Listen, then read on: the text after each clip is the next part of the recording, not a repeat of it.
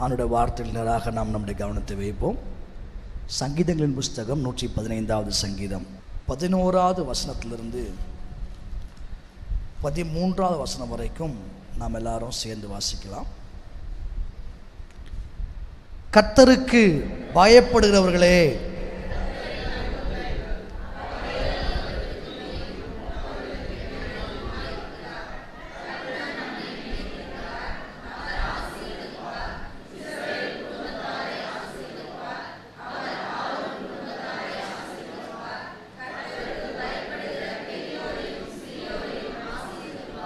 கர்த்தருக்கு பயப்படுகிற பெரியோரையும் சிறியோரையும் ஆசீர்வதிக்கிறார். அந்த வசனத்தை, அந்த ஆசீர்வாதத்திற்கு கீ எங்க இருக்குன்னு கேட்பீங்கன்னா, கர்த்தருக்கு பயப்படுகிறவர்களே அவரை நம்புங்கள், அவரே அவர்களுக்கு துணையும் கேடகமுமாய் இருந்தார். அதுக்கப்புறம் ஒரே ஆசீர்வாதம் தான்.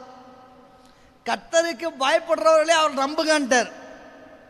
அதுக்கப்புறம் பார்த்தீங்கன்னா, கர்த்தர் நம்மை நினைத்திருக்கிறார், நம்மை ஆசீர்வதிப்பார். அப்புறம் இஸ்ரவேல் குடும்பத்தாரை ஆசீர்வதிப்பார், ஆரோன் குடும்பத்தாரை, பெரியவரையும் சிறியவரையும். ஒரே ஆசீர்வாதம் தான். நம்ம பிரசங்கர் மாதிரியே. அல்லேலூயா. ஆமாம், எப்போதும் நம்ம வாயில நிரம்பி இருக்கிறது என்னன்னு கேட்பீங்கன்னா, ஆசீர்வாதம், ஆசீர்வாதம், ஆசீர்வாதம். ஏன்? நம்முடைய தேவன் ஆசீர்வதிக்கிறவர். அதனால நம்ம வாயில நிரம்பி இருக்கு, ஆசீர்வாதம் நிரம்பி இருக்கு. பாவம், சிலர் வாய் திறக்கவே முடியல, அந்த அளவுக்கு ஆசீர்வாதம் நிரம்பிருச்சு. சரி, ஓகே. ஆசீர்வதிக்கிறவர் நம்முடைய தேவன். ஆசீர்வாதம் நம்முடைய அடையாளம். ஆதியாகமத்திலிருந்து பார்க்கிறோம், கர்த்தர் ஆசீர்வதித்து போங்கப்பா, பழகி பெருங்கப்பா அப்படின்னு அவர் ஆசீர்வாதத்தை கூறுறார். அவருடைய பிள்ளைகளாகிய நம்முடைய வாழ்க்கையில ஆசீர்வாதத்தை ஒரு அடையாளமாக தேவன் வச்சிருக்கார். நீங்க வேணா பாருங்களேன், நம்ம ஒரு ஆளு கூட ஜெபத்தை ஆரம்பிச்சு ஆசீர்வாதம்ன்ற வார்த்தை இல்லாமல் உங்களால் முடிக்கவே முடியாது. யாராவது அப்படி பண்ணியிருக்கிறீங்க? யாராவது ஒருத்தராகிலும் ஆசீர்வாதம்ன்ற வார்த்தை இல்லாமல் என் ஜெபத்தை முடிச்சிடறேன் பாஸ்டர், உங்களுக்கே நீங்கள் பயன்படுத்த கூடாதுன்னு நினச்சா கூட நீங்கள் அதை பயன்படுத்திடுவீங்க. நான் ஒன்றும் ஒரு சேலஞ்ச் வைக்கிறேன், ஆசீர்வாதம்ன்ற வார்த்தையை பயன்படுத்தாமல் ஒரு ஜாப் பண்ணுங்கன்னு சொன்னான். உங்களால் பண்ண முடியாது. ஏன்னா என் ரத்தத்தோடு கலந்தது. என் தேவன் ஆசீர்வதிக்கிறவராக இருக்கிறார். அதனால தான் நம்ம மல்லிகை கடை ஆரம்பித்தாலும் ஆசீர்வாதம் ஸ்டோர் தான். நம்ம மாவே அரைச்சி போட்டாலும் ஆசீர்வாதம் ஆட்டா தான். டிவியே ஆரம்பித்தாலும் ஆசீர்வாதம் டிவி தான். எல்லாத்துலேயும் இதுதான் ஆசீர்வாதம். அது ஒன்றும் தப்பு இல்லை. ஏன் அப்படின்னா, கர்த்தர் நம்மளை என்ன பண்ணுறாரு? ஆசீர்வதிக்கிறாரு. அதனால் தைரியமா யாராவது பார்த்தா கூட என்ன சொல்கிறான்? கர்த்தவங்கள ஆசீர்வதிப்பார். ஏன் சொல்கிறான்? அவர் ஆசீர்வதிக்கிறார். எனக்கு என்ன கவலை? ஆசீர்வதிக்க போது யார்? அவர். சொல்ல வேண்டியது என் வேலை.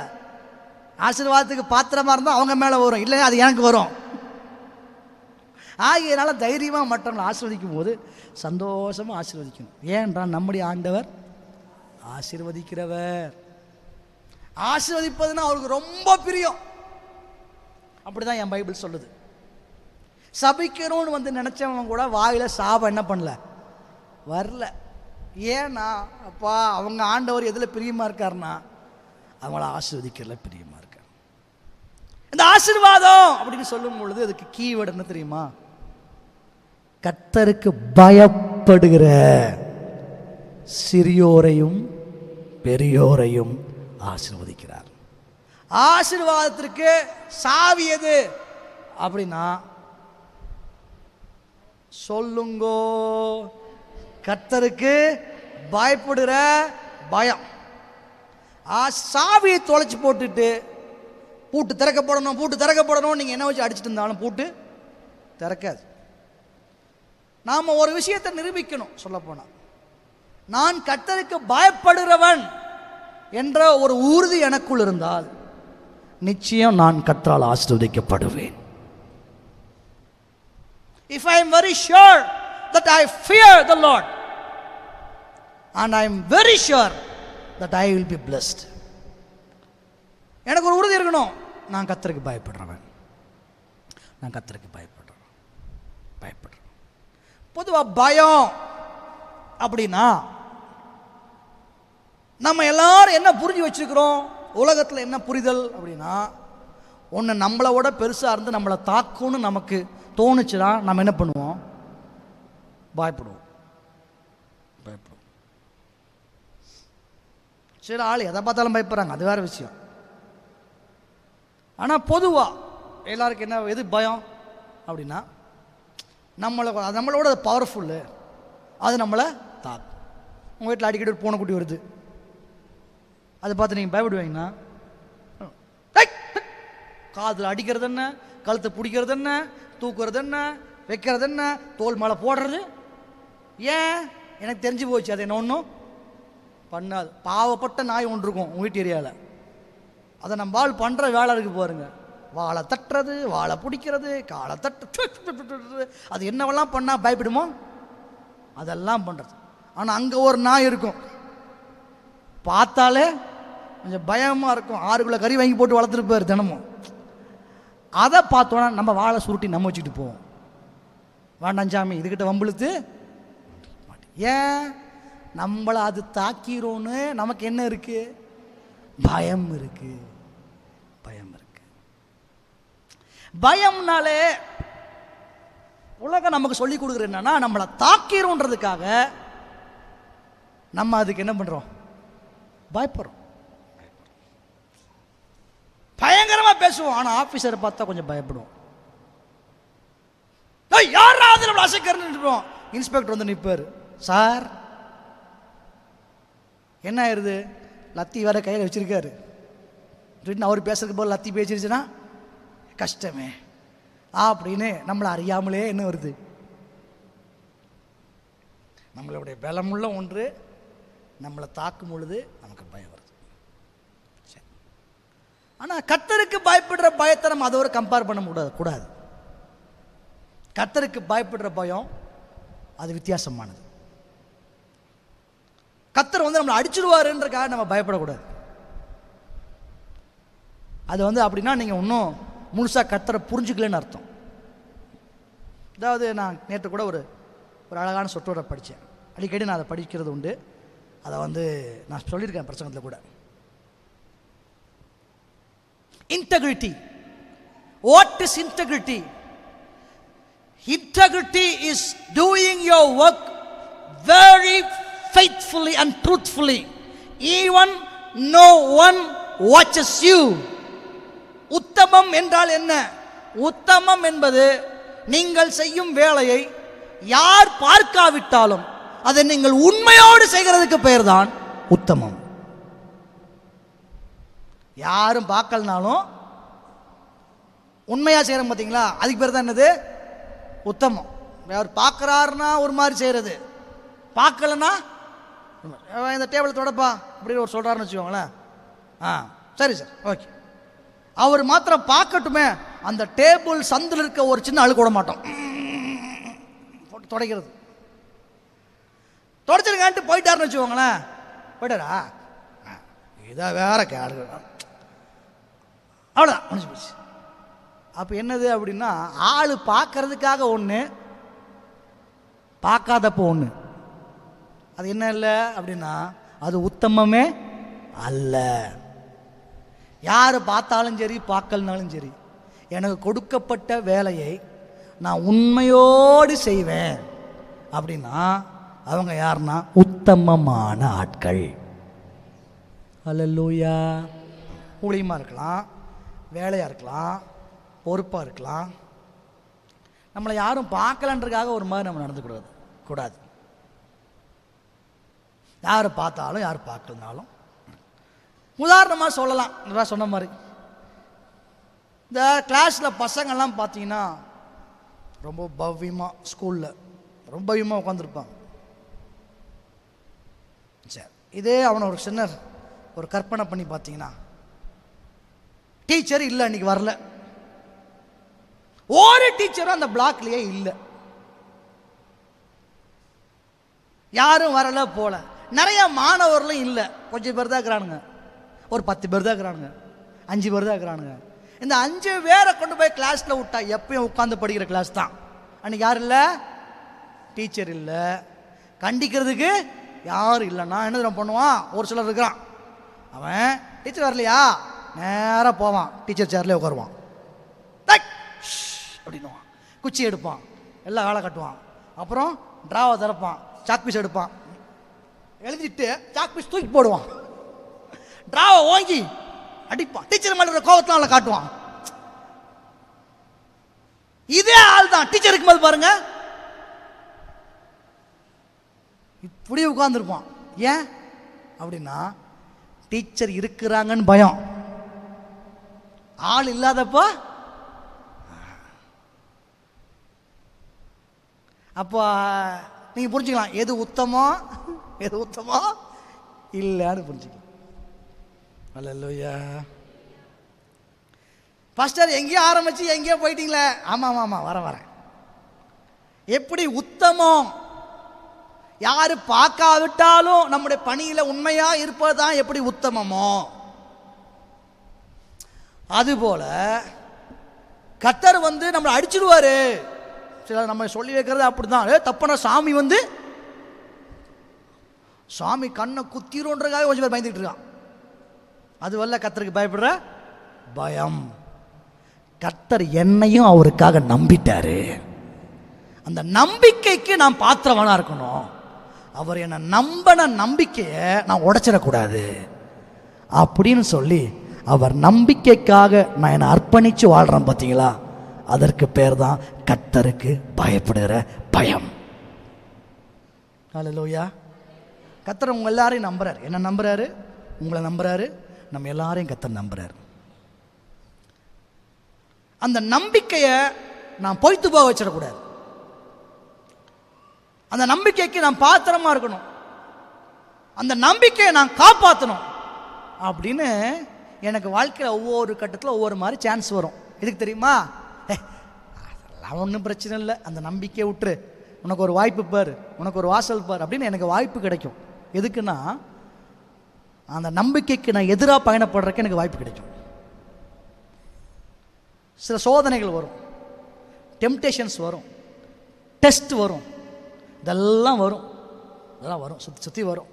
ஆனால் ஒவ்வொன்றையும் நான் என்ன பண்ணணும்னா, நான் கர்த்தருக்கு பயப்படுகிறவன், நான் கர்த்தருக்கு பயப்படுகிறவன், நான் கர்த்தருக்கு பயப்படுறவன், அவர் நம்பிக்கையை நான் வீணாக்கிடக்கூடாது என்ற ஒரு உறுதி எனக்குள் இருக்குன்னா நான் தெளிவாக இருக்கிறேன். என் வாழ்க்கை எப்படிப்பட்ட வாழ்க்கைன்னா கர்த்தருக்கு பயப்படுகிற வாழ்க்கை. ஒரு கேரண்டி நிச்சயம், கர்த்தருக்கு பயப்படுறது சிறியவங்களாக இருந்தாலும் பெரியவங்களாக இருந்தாலும் அவர்களை கர்த்தர் ஆசீர்வதிக்கிறவராக இருக்கிறார். அல்லேலூயா. நம்முடைய வேலை ஸ்தலமாக இருக்கலாம், வியாபாரமாக இருக்கலாம், படிப்பாக இருக்கலாம், கல்லூரியாக இருக்கலாம், ஊழியமாக இருக்கலாம், எல்லா இடத்துலையும் நீங்கள் கடந்து வர வேண்டிய சோதனை இருக்குது. பாருங்களேன், அவன் வாழ்க்கையில் பெரிய உயர்வு இல்லை, குழி தான் மிச்சம். பேசி குழியை வாங்கியாச்சு, குழியிலிருந்து விற்கப்பட்டாச்சு, அடிமையாக போயாச்சு, போன வீட்டில் ஒரு அடைக்கலம் யோசேப்பு. இப்போ அவருக்கு ஒரு சான்ஸ். எதுக்கு தெரியுமா? அந்த வாய்ப்பை பயன்படுத்தி பெர்மனண்ட்டாக அந்த வீட்டில் ஒரு பிளாட் வாங்கிடலாம். அவருக்கு ஒரு சோதனை அப்படி. இந்த வீட்டில் நம்ம இடத்த தக்க வச்சுக்கணும்னா இது ஒரு இதோட ஒரு சான்ஸ் வேற கிடைக்காது. யாரும் கேட்கறக்கு ஆள் இல்லை, ஒன்றும் இல்லை. அவனுக்கு வாய்ப்பு தானா தேடி வாய்ப்பு மாதிரி வருது, ஒரு சோதனை. ஆனால் யோசேப்பு சொல்கிற ஒரே ஒரு வார்த்தை, கர்த்தருக்கு விரோதமாக நாம் பாவம் செய்வது எப்படி? இதுதான் அவனுடைய கொஸ்டின். கர்த்தர் என்ன நம்பியிருக்காரு, நாங்கள் இதை பண்ணனா இது யாருக்கு எதிரானது? கர்த்தருக்கு. என்ன நம்பின கர்த்தருக்கு நான் துரோகம் பண்றேன், என்ன நம்பின கர்த்தருக்கு நான் துரோகம் செய்வது எப்படி? முடியாது அப்படின்னு அவன் உறுதியாக நின்னான். அன்னைக்கு என்னமோ அவன் பண்ணது பைத்தியகாரத்தனமாக இருந்துச்சு. அன்னைக்கு அவன் முடியாதுன்னு சொன்னதுக்கு தண்டனமாக இருந்துச்சு. ஆனால் அவன் வாழ்க்கையில் நிரந்தரமாக அவனுக்கு சிங்காசனத்தை கொடுக்க கர்த்தர் வல்லவராக இருந்தார். ஏன் தெரியுமா? கர்த்தருக்கு பயப்படுகிற சிறியோரையும் பெரியோரையும் அவர் ஆசீர்வதிக்கிறவர். நமக்கு சில சான்ஸ்லாம் அப்படி கிடைக்கும். அந்த பணம் தானே அப்படியே விட்டுறலாம், யாரு கேட்க போகிறேன்? அந்த ஆசீர்வாதம் இது தானப்பா, இது இது இது இது உங்களுக்கு நல்ல வாய்ப்புப்பா. ஆனால் உங்களுக்கு மனசாட்சிக்கு தெரியும் இது கர்த்தர் விரும்பலை, இது கர்த்தருக்கு விரோதமானது அப்படின்னு மனசாட்சிக்கு தெரியும். மனசாட்சிக்கு தெரியும். அப்போது ஒரு தேவனுடைய பிள்ளை ஒரு நாளும் அதுக்கு இடம் கொடுக்கக்கூடாது. அப்படி இடம் கொடுக்காம நின்றுட்டீங்கன்னா நீங்கள் யார் தெரியுமா? உங்கள் சூழ்நிலையில் நிரூபிக்கிறீங்க, நான் கர்த்தருக்கு பயப்படுகிறவன். யோபுக்கு வரலையா? ஆண்டவரே சொல்லிட்டார், அவன் தேவனுக்கு பயந்து பொல்லாப்பை விட்டு விலகிற மனுஷன். தேவனுக்கு பயப்படுறவன், பொல்லாப்பை விட்டு விலகிறவன், அவன் உத்தமன், சன்மார்க்கன். அப்படி அவன் வாழ்க்கையை வாழ்ந்தவன். ஆண்டவர் சாத்தான்ட்டே சவால் விடுறாரு. ஆனால் அவன் வாழ்க்கையில் வந்த சோதனை கொஞ்சம் நஞ்சம் இல்லை. கர்த்தர் உங்களை நம்புறாருன்னா நீங்கள் தாண்டி வர வேண்டிய சில சோதனை இருக்குது. ஆனால் அந்த சோதனையில் நம்ம நிரூபிக்கணும். என்ன நிரூபிக்கணும் அப்படின்னா, எல்லாத்த விட நான் கர்த்தருக்கு பயப்படுறவன். இதை நம்ம நிரூபிக்க பழகும். அதுதான் உங்கள் வாழ்க்கைக்கான ப்ரமோஷனுக்கான வழி. கர்த்தருடைய ஆசீர்வாதத்தை பெறதுக்கு அதுதான் வழி. நான் கர்த்தருக்கு பயப்படுறேன். வாழ்க்கையில் வந்த வேதனை சோதனை கொஞ்சம் நஞ்சம் இல்லை. ஒரு கட்டத்துக்கு மேலே மனைவி சொல்லிட்டாங்க, ஐயா எதுக்குயா இப்படி உத்தமமாக வாழ்றீரு? ஊரே நம்மளை ஒரு மாறி பார்க்குது. இவ்வளோ உத்தமமாக வாழ வேண்டிய அவசியமே இல்லை. பேசாமல் நம்ம 2 பேரும் செத்தரலான்னு சொல்லியிருந்தா பரவாயில்ல. அந்தமா உஷாரா, ஊரே நம்மளை ஒரு மாதிரி பார்க்குது, பேசாம நீ செத்துரு. அது சூப்பரான கேஸ் நினைக்கிறேன். நீ செத்துட்டா நான் பரவாயில்ல. தேவனை தூஷித்து நீ தேவனை தூஷித்து ஜீவனை விட்டுரு அப்படின்னு நம்ம சொல்லுது. வர கர்த்தர் இடத்துலேருந்து நன்மையை பெற்ற நாம் தீமையை பெறக்கூடாதா? ஒரு நாள் ஜெய மாட்டேன்னு யோபு தன் வாயினால் பாவம் செய்யவில்லை அப்படின்னு பைபிள் சொல்கிறது. கர்த்தருக்காக கர்த்தர் என் மேல ஒரு நம்பிக்கை வச்சிருக்காரு. நான் தேவனுக்கு பயப்படுறவன், பொல்லாப்பை விட்டு விலகிறவன், நான் உத்தமத்தில் நிலைத்திருக்கிறவன். கர்த்தர் என்ன குறித்து ஒரு எதிர்பார்ப்பு வச்சிருக்காருல, அந்த எதிர்பார்ப்பை யாரு தகர்க்க நினைச்சாலும் நான் விட்டு கொடுக்க மாட்டேன். கர்த்தருக்காக கடைசி வரைக்கும் நான் உண்மையா தான் இருப்பேன்னு. சரீரத்தில் பாடு வந்துச்சு, குடும்பத்தில் பாடு வந்துச்சு, பிசினஸ்ல பாடு வந்துச்சு, எதுல பாடு வந்தாலும் I will be faithful to my God. என் தேவனுக்கு நான் உண்மையா இருப்பேன். அத்தனை போராட்டத்துக்கு அப்புறம் திரும்பவும் கர்த்தர் வாழ்க்கை எடுப்பித்து கட்டி இரட்டிப்பாக அவனை ஆசீர்வதிக்க தேவன் வல்லவராக இருந்தார். காரணம் என்னவென்றால், கர்த்தருக்கு பயப்படுகிற சிறியோரையும் அவர் ஆசீர்வதிக்கிறார். எனக்கு எந்த பார்க்கிறேன், கர்த்தர் எதிர்பார்க்கிறது என்ன அப்படின்னா, நான் அவருக்கு பயப்படுறேன் என்பதை என் சூழ்நிலைகளுக்கு மத்தியில் நான் நிரூபிக்கணும். வேலை ஸ்தலமாக இருக்கலாம், குடும்பமாக இருக்கலாம், ஊழியமாக இருக்கலாம், பண விஷயமா இருக்கலாம், வியாபாரமாக இருக்கலாம். எல்லாத்துலேயுமே நமக்கு எதை நிரூபிக்கணும்னா, நான் கர்த்தருக்கு பயப்படுகிறவன். எல்லாருக்கும் அப்படி தான் வந்துச்சு. ஆபிரகாம் ஒரு நாள் சொன்னார் ஆண்டவர், இங்கே வா, நான் உனக்கு காண்பிக்கிற தேசத்திற்கு போ, அங்கே நான் உனக்கு காண்பிக்கிற மலையில் பலி செலுத்து, மகனோடு போ சொல்லிட்டார். போப்பா, அவ்வளோதான். மோரியா தேசத்தில் உள்ள மலைகளில் நான் உனக்கு காண்பிக்கிற இடத்தில் பலி செலுத்து.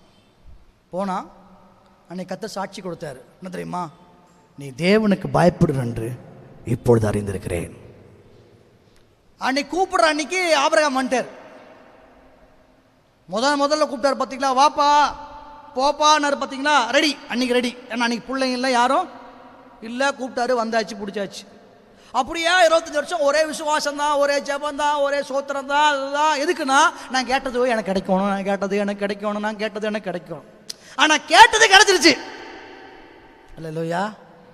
வந்த அன்னைக்கு இல்லாதெல்லாம் இன்னைக்கு வந்துருச்சு. அப்பா தாரும் தாரும் தாரும் தாரும்னு கேட்டது வேலை வந்துருச்சு, புள்ள வந்துருச்சு, ஆசீர்வாதம் வந்துருச்சு, அன்னைக்கு இல்லாத நன்மை வந்துருச்சு, இல்லாத வீடு வந்துருச்சு, லேண்டு வந்துருச்சு, எல்லாம் வந்துருச்சு, பிஸ்னஸ் வந்துருச்சு, எல்லாம் வந்துருச்சு. இப்போ பார்த்தார் ஆண்டவர். சரி, அன்னைக்கெல்லாம் ஆண்டவரே நான் சோத்திரன்னா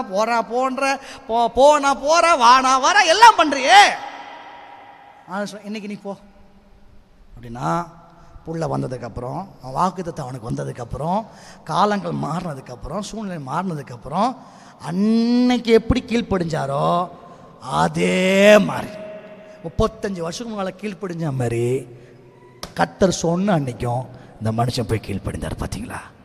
அன்னைக்கு கர்த்தர் சொன்னார், அப்பா நீ உண்மையிலே எனக்கு பயப்படுருவேன், எல்லாம் வரதுக்கு முன்னால் நீ எனக்கு எப்படி கீழ்ப்படிஞ்சியோ நீ வந்ததுக்கு அப்புறமா அப்படிதான் நீ கீழ்ப்படுகிற அப்படின்னு கர்த்தர் சாட்சி கொடுத்தார். அதுக்கப்புறம் அப்புறம் லைஃப்பில் நடந்ததே வேற. அவரோட வாக்குத்தத்தங்கள்லாம் அப்படியே கொடுக்குறாரு, படப்பட நிறைவேறுது. இப்போ புரிஞ்சிக்க வேண்டியது என்னன்னா, எல்லாருமே ஒரு கட்டத்தில் நம்ம நிரூபிக்கணும் என்னன்னு, அதை மறந்துடக்கூடாது. எப்படி? கர்த்தருக்கு பயப்படுகிறவன் என்று நம்ம எல்லாரும் நிரூபிக்க வேண்டும். கர்த்தருக்கு நாம் பயப்படுகிறவன் என்று சொல்லுறவர்கள்லாம் கரங்களோ ஜல்லையா சொல்லுவோம். கர்த்தருக்கு பயப்படாதவன் என்று சொல்லுறவங்களாம் கரங்களோ ஜல்லையா சொல்லுவோம். பரவாயில்ல, தெளிவாக இருக்கிறீங்க. நம்ம எல்லாரும் யாருன்னா, கர்த்தருக்கு அவர் என்னை அடிச்சிடுவார்ன்றக்காக அல்ல, அவர் என்னை நம்புகிறார். அந்த உணர்வோடு கூட ஆண்டவரே உங்களுடைய நம்பிக்கையை நான் காத்துக்கொள்ளும்படி விரும்புகிறேன். நம்முடைய வாழ்க்கையிலே நாம் அவருக்கு பயப்படுகிற நிரூபிக்க வேண்டிய சில விஷயங்கள் நம்மளோட பகிர்ந்து கொள்ள விரும்புகிறேன். ஆண்டதான் என் மனசில் கொண்டு வந்தார். ஒரு நாள் திடீர்னு அவருடைய பிள்ளைகளோடு கூட கர்த்தர் கேள்வியெல்லாம் கேட்க ஆரம்பிச்சிட்டார். மல்கியா தீர்க்கதரிசன புஸ்தகம் 1ஆம் அதிகாரம் 6வது வசனம். மல்கியா 1:6. குமாரன் தன் பிதாவையும் ஊழியக்காரன் தன் எஜமானையும் கனம் பண்ணுகிறார்களே. குமாரன் தன் தகப்பனையும் பிதாவையும், ஊழியக்காரன் தன் எஜமானையும் கனம் பண்ணுகிறானே. நான் பிதாவானால் என் கனம் எங்கே? நான் பிதாவானால் என் கனம் எங்கே? எங்கே? நான் எஜமானனானால் எனக்கு பயப்படும் பயம் எங்கே என்று சேனைகளின் கர்த்தர் தமது நாமத்தை அசட்டை பண்ணுகிற ஆசாரியர்களாகிய உங்களை கேட்கிறார். தமது நாமத்தை அசட்டை பண்ணுகிற ஆசாரியர்கள், பழைய ஏற்பாட்டில் ஊழியக்காரங்க, அவங்கள பார்த்து கர்த்தர் கேள்வி கேட்டாரு.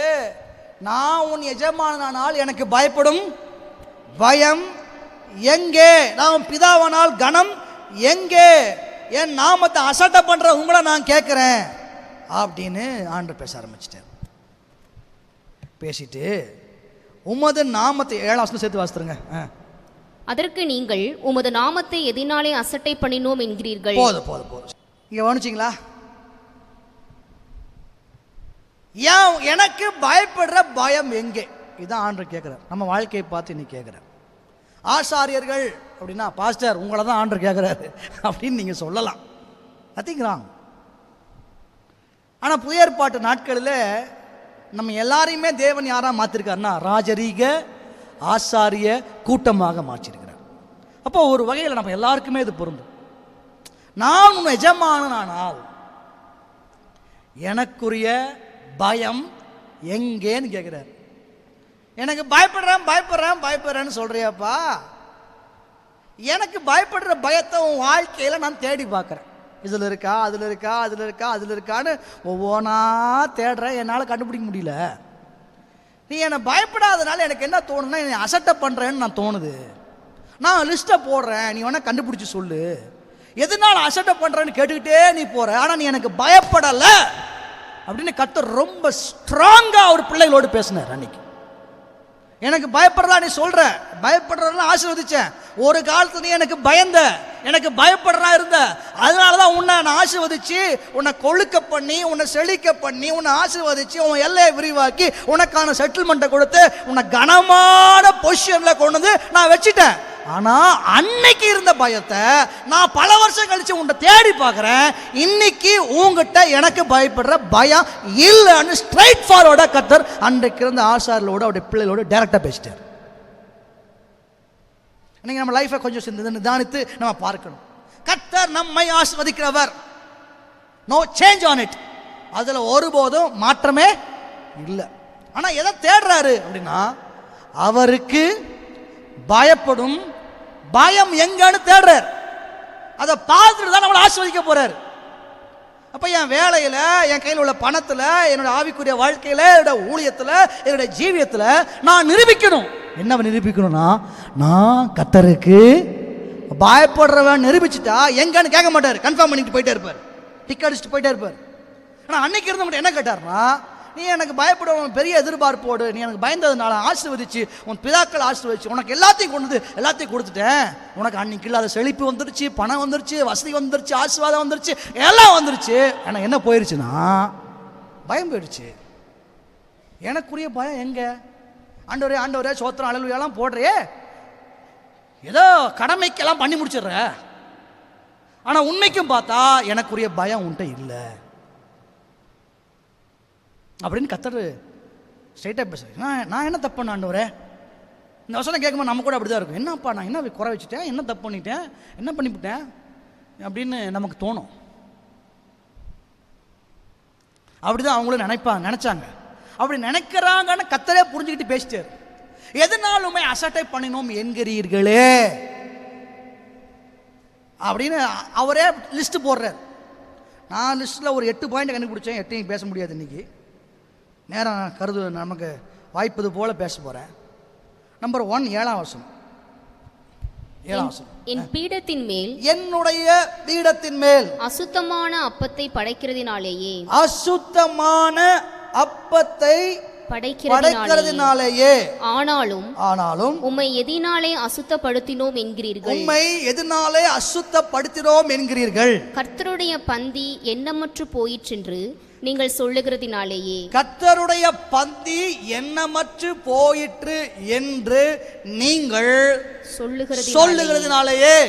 என்ன சொல்றாரு? என் பீடத்தின் மேலே நீங்க என்ன பண்றீங்க? அசுத்தமான அப்பத்தை படைக்கிறீங்கன்ற. அப்பத்தை கொண்டு வந்து தேவனுக்கு படைக்கிறோம் அப்படின்னா என்னது? பலி. என்னது? பலி செலுத்துதல். இன்னும் அதை கூர்மையா நமக்கு சொல்லணும்னா, அவரை ஆராதிக்கிறது. ஆராதனையில் நீங்க எனக்கு பயப்படுற மாதிரி எனக்கு தெரியலன்றார். நான் தான் உன் எஜமான், நான் தான் ஆண்டவர், ஆண்டவர் ஆண்டவர் என்ற எனக்கு பயப்படுற பயம் உன் ஆராதனையில் இல்லை அப்படின்னு அன்னைக்கு இருந்த மக்களோடு கர்த்தர் ரொம்ப தெளிவாக பேசினார். இன்னைக்கும் நம்ம உறுதிப்படுத்தக்கூடிய இடம் இருக்கு. என்ன தெரியுமா? ஆராதனையில் நான் கர்த்தருக்கு பயப்படுறவேன்னு நம்ம நிரூபிக்கணும். அல்லேலூயா. உங்க ஆராதனை இந்த தேவனுக்கு ஏற்ற ஆராதனையா இருக்கணும். ஆராதனைனா நிறைய பேருக்கு என்னமே டோட்டலா மாறி போச்சு. என்ன மாறி போச்சு? விதவிதமான ஆராதனைனாலே 2 பாட்டு பாடுறோம் பார்த்தீங்களா, அதில் அல்லேலூயா சோத்திரம் சொல்லிட்டு போட்டு ஆராதனை முடிஞ்சு போச்சு. நோ, உங்க வாழ்க்கையே ஆராதனை. Your life is worship. உங்க வாழ்க்கை தான் ஆராதனை. எவ்ரி டே நான் எப்படி வாழ்றேன்? ஏன்னா பைபிள் சொல்லுதுல, சகோதரரே உங்கள் சரீரங்களை தேவனுக்கேற்கும் ஜீவ பலியாக ஒப்பு கொடுக்க வேண்டும் என்று தேவனுடைய இரக்கங்களை முன்னிட்டு வேண்டிக் கொள்கிறேன், இதுவே நீங்கள் செய்யத்தக்க புத்தியுள்ள ஆராதனை. அப்படி என்றால் என் சரீரங்களை நான் தேவனுக்கு ஒப்பு கொடுப்பதுதான் புத்தியுள்ள ஆராதனை. தேவன் விரும்புகிற ஆராதனை என்னன்னு ஒரு விசுவாசிக்கு 100% நல்லா தெரியும். கர்த்தர் எந்த ஆராதனையை விரும்புறாரு. அப்ப எவ்ரிடே லைஃப்ல நான் தேவனை எப்படி வைக்கிறேன், என்னுடைய குணாதிசயத்தினால தேவனை எப்படி மகிமைப்படுத்துறேன், இதுதான் ஒவ்வொரு நாளும் அந்த என்னுடைய வாழ்க்கை தான் அவருக்கு ஆராதனை. இந்த ஆராதனையில கர்த்தர் சந்தோஷப்படுறாரான்னு நம்ம கொஞ்சம் யோசித்து நிதானிச்சு பார்த்தோம். நான் நடந்துக்கிற விஷயத்தில் தேவன் சந்தோஷப்படுறாரா? ஞாயிற்றுக்கிழமை ஒரு நாள் நான் பைபிளை தூக்கிட்டு அல்லேலூயா சோத்திரம் போட்டு அந்நிய பாஷை பேசிட்டு வேலை முடிஞ்சுது, சோழி முடிஞ்சுன்னு நினச்சிட்டோம்னா நம்மை ஏமாற்றுகிறோம், தேவனை ஏமாற்ற முயற்சிக்கிறோம். நான் அந்த வார்த்தையை போடல. இந்த அதிகாரத்தில் நீங்கள் பயன்படுத்துகிற வார்த்தையை கவனித்து பார்த்தீங்கன்னா, இந்த மல்கியால மனுஷன் தேவனை வஞ்சிக்கலாமான்னு கேட்குறாரு, அப்படி என்னை ஏமாற்றலாமான்னு கேட்குறாரு. அப்போ ஆராதனையில் ஒரு தேவனுடைய பிள்ளை தேவன் என்ன எதிர்பார்க்கான்னு உணர்ந்து அவர் ஆராதிக்க வேண்டும்.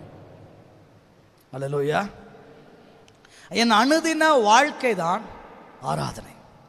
வாரம் முழுசும் நான் என்ன வேணா பண்ணுவேன், நான் செய்கிற பாவத்திலே இருப்பேன், நான் செய்கிற அதே விஷயத்தை செஞ்சுக்கிட்டு இருப்பேன், ரகசிய பாவத்தில் இருப்பேன், தவறான விஷயத்துல தான் நான் ஈடுபட்டுக்கிட்டு இருப்பேன்.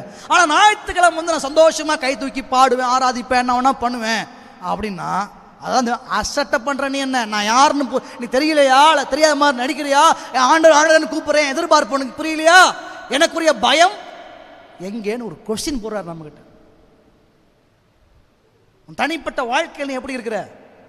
அதான் ஆண்டவர் இன்னைக்கு என்ன பார்த்து உங்களை பார்த்து ஒரு கொஸ்டினா போடணும், அப்படி ஒரு கொஸ்டின் மார்க் வச்சுட்டு நிற்கிறார். How you behave on your personal life. தனிப்பட்ட வாழ்க்கையில் நீ எப்படி இருக்கிறாய்? யாருமே நான் பார்க்கலன்ற உணர்வோடு செயல்படும் போது எப்படி செயல்படுற?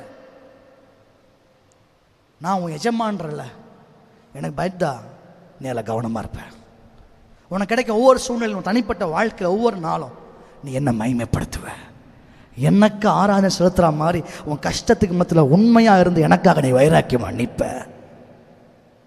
இதான் ஆண்டவர் இன்னைக்கு நம்மளோட பேச விரும்புறது. ஒரு எவ்ரிடே லைஃப்பில் ஒவ்வொரு நாளும் என் வாழ்க்கையில் நான் உண்மை மகிமைப்படுத்துறவனாக இருக்கும்படி விரும்புகிறேன். ஒரு முறை ஒருத்தர் ஒரு சில ரொம்ப கொடுமையான பாவங்களை செஞ்சு கையும் களவுமாக பிடிபட்டார். என்ன இப்படி சரிங்கன்று விசாரணைன்னு அவர் சொல்றாரு. விசாரணையில் நான் என்ன பண்ணாலும் பிரச்சனை இல்லை, அந்த வந்து தேவ சமூகத்தில் நின்று 2 அந்நிய பாஷையை பேசி ஆவில் அடைச்சிட்டா போதும், நான் பண்ண எல்லா பாவமும் போயிடும். அவர் வாட்டுக்கு பண்ணுறத பண்ணிட்டு இருக்கிறார். தான் செய்கிற பாவத்துக்கு அந்நிய பாஷையை ஒரு சாக்கா வச்சுக்கிறேன். அந்நிய பாஷையை நான் பரிசுத்தாவில் நிரம்பிட்டேன், பயங்கரமான வஞ்சனை அது. அல்லேலூயா. இயேசு ஓவர்டேக் பண்ணுறீங்கன்னு அர்த்தம். இயேசு பாவத்தை மன்னிக்கிறாரா? மன்னிக்கிறார். இயேசுக்கு தான் பாவத்தை மன்னிக்கிறதுக்கு அதிகாரம் இருக்கு. இயேசுவின் ரத்தம் தான் சகல பாவங்களை நீக்கி சுத்திகரிக்கும். அப்ப இயேசுவின் ரத்தத்தை விட்டு போட்டு நீங்க வேற என்ன பண்ணாலும் உங்களுக்கு என்ன கிடையாது, நான் பாவம் மன்னிப்பு கிடையாது. புரிஞ்சுக்கணும். அப்ப அவரிடத்துல நான் பாவின்னு அறிக்கையிடணும். பாவங்களை மறைக்கிறவன் அறிக்கை செய்து விட்டு விடணும். அப்ப பாவத்தை மறைக்க கூடாது, அவைகளை தேவ சமூகத்தில் அறிக்கை செய்யணும். நாம் நம்முடைய பாவங்களை அறிக்கையிட்டால் அவர் நமக்கு மன்னித்து நம்முடைய எல்லா அநியாயங்களிலிருந்து நீங்களாக்கி ரட்சிக்க, நம்மை ரட்சிக்க உண்மையும் நீதியும் உள்ளவராய் இருக்கிறார் என்று வசனம். அப்போ நம்முடைய பாவங்களை அறிக்கையிட்டு இயேசுவே உங்கள் ரத்தம் என்னை கழுவட்டும்னு கேட்கணும். சரி, அப்போ ரத்தம் நம்மளை கழுவுதில்ல. இப்போ அடுத்து என்ன பண்ணணும்? இயேசு பாவத்தை மன்னிச்சு ஸ்திரீக்கிட்ட சொன்னார், நானும் உன்னை தண்டிப்பதில்லை, ஓ உன்னை மன்னிச்சுட்டேன், ஆனால் இனி பாவம் செய்யாதிரு.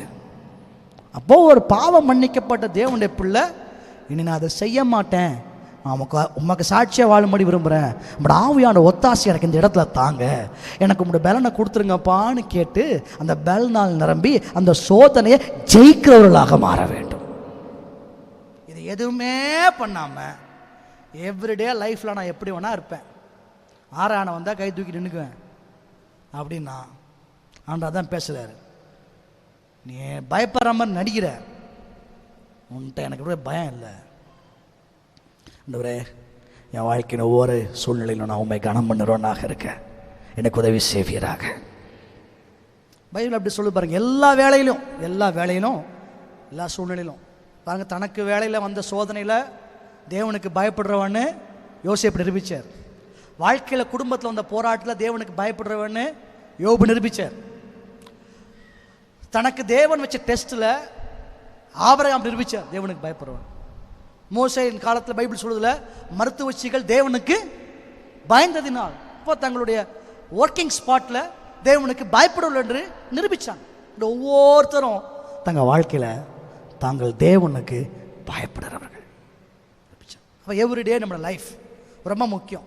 அப்பாடா பரவாயில்ல, பாஸ்ட் ஒரு வேளை ஆராதனைக்கு லேட்டாக வரதை பற்றி தான் சொல்லுவார் நான் நினச்சேன். பரவாயில்ல, பிரசங்க ட்ராக் மாதிரி பர்சனல் லைஃபுக்கு நேராக போயிருச்சுன்னு சிலர் பெருமூச்சு விட்டு கொஞ்சம் இளைப்பாறுகிறத பார்க்கும்போது பேசாமல் விட்டா நல்லா தான் இருக்கும்னு எனக்கு தோணுது. ஆனாலும் பேசாமல் இருக்க முடியாது. பார்த்தீங்களா, தனிப்பட்ட ஆராதனை எவ்வளோ முக்கியமோ அப்படிதான் சபை கூடி வந்து தேவனை ஆராதிப்பதும் முக்கியம். அல்லேலூயா. ஆமாம்.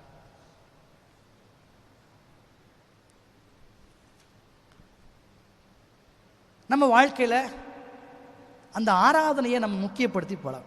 நமக்கு பாருங்க, நம்ம ஏதோ ஒரு இடத்துல பயப்படுறோன்ற நமக்கு தெளிவாக தெரியுது. அந்த பயம் தான் அந்த இடத்துல எப்படி இருக்கிறோம், ஒரு இடம் முக்கியம்னு ஃபீல் பண்ண எப்படி இருக்கும் நமக்கு நல்லா தெரியுது. அதே போல தான் ஆராதனையை நம்ம வச்சுக்கணும்னு நினைக்கிறேன். உதாரணம் சொல்லணும், பிள்ளைங்களாம் போகிறாங்க ஸ்கூலுக்கு, 8:30 மணிக்கு ஸ்கூலு, 8:25 அவன்கிட்ட ஒரு பரபரப்பு இருக்கும் பாருங்க. 8:20 8:25 அப்படின்னா 8:30 மணிக்கு ஸ்கூலுக்குள்ளே போக வேண்டிய பிள்ளைக்கு ஒரு பரபரப்பு இருக்கும். 8:20 அவன் 8:10 ஆரம்பிப்பா, சீக்கிரமா டைம் ஆச்சு தான் போகணும் சைக்கிள்ல போ. ஏன் ஏன் ஏன் 8:30 மணி ஆனா அங்க என்ன அடிக்கும், பெல் அடிக்கும். பெல் அடிச்ச உடனே கேட்டை மூடிடுவான். கேட்டை மூடினா ஆளு, அப்புறம் உள்ள போகும்போது சிலருக்கு அடி விழுவும், சிலருக்கு ஃபைன் விழுவும், வெளியே நில்லுன்னு அவமானம் கிடைக்கும். அல்லேலூயா. அப்போ படிக்கிற ஒரு பையனுக்கு தெரியுது, நான் எனக்கு ஸ்கூல் முக்கியம், 8:30 மணிக்குள்ள என்ன பண்ணி ஆகணும், உள்ள போயாகணும் அப்படின்னு அவனுக்கு தெரியுது. இல்லைன்னா எனக்கு அவமானம், இல்லைன்னா எனக்கு தண்டனை, இல்லைன்னா எனக்கு ஃபைன்னு அவனுக்கு புரியுது. அவன் கரெக்டாக இருந்துக்கிறான். நாமே எடுத்துக்கோங்களேன், ஒரு ட்ரெயின் பிடிக்கணும்னு வச்சுக்கோங்க, சொன்னால் உங்களுக்கு கோபம் வரும். ஒரு ட்ரெயின் பிடிக்கணும், நமக்கு தெரியும் ட்ரெயின் லேட்டாக வரும்னு தெரியும். ஆனால் கூட ட்ரெயின் லேட்டாக வரும்னு சொல்லிக்கிட்டு ஒரு நாள் நம்ம லேட்டாக போகிறது இல்லையே. ஏன்னா ட்ரெயின் முக்கியம், நான் ஊருக்கு போகணும். அப்போ ட்ரெயின் முக்கியம், டைமுக்கு முன்னால் போயிருக்கேன், 10 நிமிஷத்துக்கு முன்னால் ஸ்டேஷனுக்குள்ளே நான் உள்ளே நிற்கிறேன். ஏன்னா எனக்கு அது முக்கியம், அது எனக்காக காத்திருக்காது எனக்கு தெரியுது, அதுக்கு நான் இம்பார்ட்டன்ஸ் கொடுக்குறேன். நான் போய் நிற்கிறேன். ஃப்ளைட்டை பிடிச்சி போகணுமா, டொமஸ்டிக் ஃப்ளைட்டா 1 மணி நேரம், இன்டர்நேஷனல் ஃப்ளைட்டா மினிமம் 2 மணி நேரம், 2 மணி நேரத்துக்கு முன்னால் போகணும், 1 மணி நேரத்துக்கு முன்னால் போகணும். இதே ஆள் தான், நானே தான். நான் கரெக்டாக என்ன பண்ணுறேன்னா 1 மணி நேரத்துக்கு முன்னால் போய் அங்கே நிற்கிறேன். ஏன், எனக்கு அது முக்கியம். எப்பா ஃப்ளைட் உனக்கு முக்கியம்னு சொல்ற, முன்னால போயிடுற. ட்ரெயின் உனக்கு முக்கியம்னு சொல்ற, முன்னால போயிடுற. ஆஃபீஸ் உனக்கு முக்கியம்னு சொல்ற, ஆஃபீஸுக்கு முன்னால போயிடுற. ஸ்கூல் உனக்கு முக்கியம்னு சொல்ற, முன்னால போயிடுற. நான் உனக்கு முக்கியம்னு சொல்றேன், எனக்கு மாத்திரம் பின்னால வர அப்படின்னு ஒரு வேளை கர்த்தர் கேட்டார்னா, நான் கேட்கல. அப்போ அவர் போடுவார்ல ஒரு மார்க்கு, அப்போ அதுக்கு ஒரு பயம் இருக்குது, இதுக்கு ஒரு பயம் இருக்கு, அதுக்கு ஒரு பயம் இருக்கு. என்னை தான் சொல்ற, எனக்கு எங்க பயம் இருக்கு? நான் எஜமானனானால் எனக்குரிய பயம் எங்கே? ஸோ பர்சனல் லைஃபாக இருக்கட்டும், கூடி விட நம்முடைய விஷயமா இருக்கட்டும், ஆராதனையில் நான் தேவனுக்கு பயப்படுறேன் என்பதை நான் எப்பொழுது நிரூபிக்கிறேன்னா இருக்கும்படி விரும்புகிறேன். வரலே சொல்லுங்க பார்க்கலாம். ரொம்ப கஷ்டமாக தான் இருக்குல்ல ஃபஸ்ட் பாயிண்ட்டு. ஆமாம், முடியலனாலும் போகிறதுக்குள்ளே ஆண்டவங்களுக்கு உதவி செய்வார் நான் நம்புகிறேன், உங்களுக்காக ஜெபிக்கிறேன். கர்த்தருக்கு ஸ்தோத்திரம். நான் எஜமான ஆனால் எனக்குரிய கணம் எதில் நான் நிரூபிக்கணும் அப்படின்னா, நம்பர் 1 ஆராதனையில் நான் அவருக்கு பயப்படுறவன் என்பதை நான் நிரூபிக்கணும்னு தேவன் விரும்புகிறார். நம்பர் 2 இரண்டாவது எங்கே நிரூபிக்கணும் அப்படின்னா 1:8 நீங்கள் கண் ஊனமானதை பலியிட கொண்டு வந்தாலும் அது பொல்லாப்பல்ல. நீங்கள் கால் ஊனமானதையும் நசல் பிடித்ததையும் கொண்டு வந்தாலும் அது பொல்லாப்பல்ல என்கிறீர்களே, அதை நீ உன் அதிபதிக்கு செலுத்து. அவன் உன்மேல் பிரியமா இருப்பானோ, உன் முகத்தை பார்ப்பானோ என்று சேனைகளின் கர்த்தர் கேட்கிறார். சேனைகளின் கர்த்தர் கேள்வியா கேட்கிறார். என்ன கேட்கிறார்னா, இது யாரு கேட்டார்னா ஆசாரியனுக்கு. யாருக்கு? ஆசாரியனுக்கு. எப்பா கண்ணு ஊனமானத, அப்புறம் காலு ஊனமானத, வியாதி பிடிச்சத, இதெல்லாம் நீ என்கிட்ட கொண்டு வந்து ஜனங்க செலுத்த வராங்க. நீ ஆசாரிய, நீ யாரு?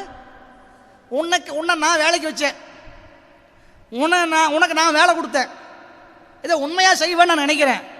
நீ என்ன பண்ற? அதெல்லாம் ஒண்ணு இல்லை பிரதர், கொண்டு வாங்க, எது வந்தாலும் நம்ம பார்த்து முடிச்சிருக்கீங்களே, நம்ம பார்த்து பண்ணிக்கலாம். அப்படின்னு நான் உன்னை நம்பி உண்மையாக இருப்பேன் நம்பி ஒரு வேலையில் கொண்டு போய் உட்கார வச்சா அந்த வேலையில் ரூல்ஸ் அண்ட் ரெகுலேஷன் ஒன்று இருக்கும், சட்டம்னு ஒன்று இருக்கும், என் எதிர்பார்ப்பு ஒன்று இருக்குது, உண்மைன்னு ஒன்று இருக்குது.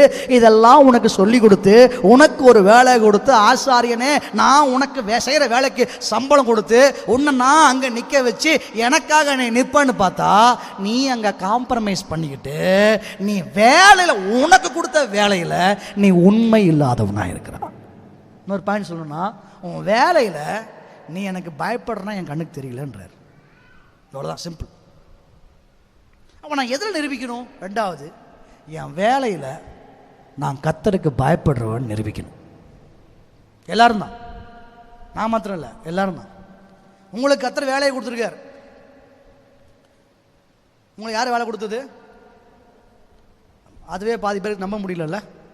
உங்களுக்கு கர்த்தர் தான் வேலை கொடுத்துருக்காரு. அல்லேலூயா. நீங்கள் நைட்டி கடையில் வேலை செய்யலாம், மளிகை கடையில் வேலை செய்யலாம், டீ கடையில் வேலை செய்யலாம், சூப்பர் ஸ்டோரில் வேலை செய்யலாம், என்ன வேலை வேணால் செய்யலாம், பேங்க்கில் வேலை செய்யலாம், பிஸ்னஸ் பண்ணலாம், எல்லாம் எது வேணாலும் பண்ணலாம். உங்களுக்கு இந்த வேலையை வாய்க்கு பண்ணது யார்? கர்த்தர். அல்லேலூயா.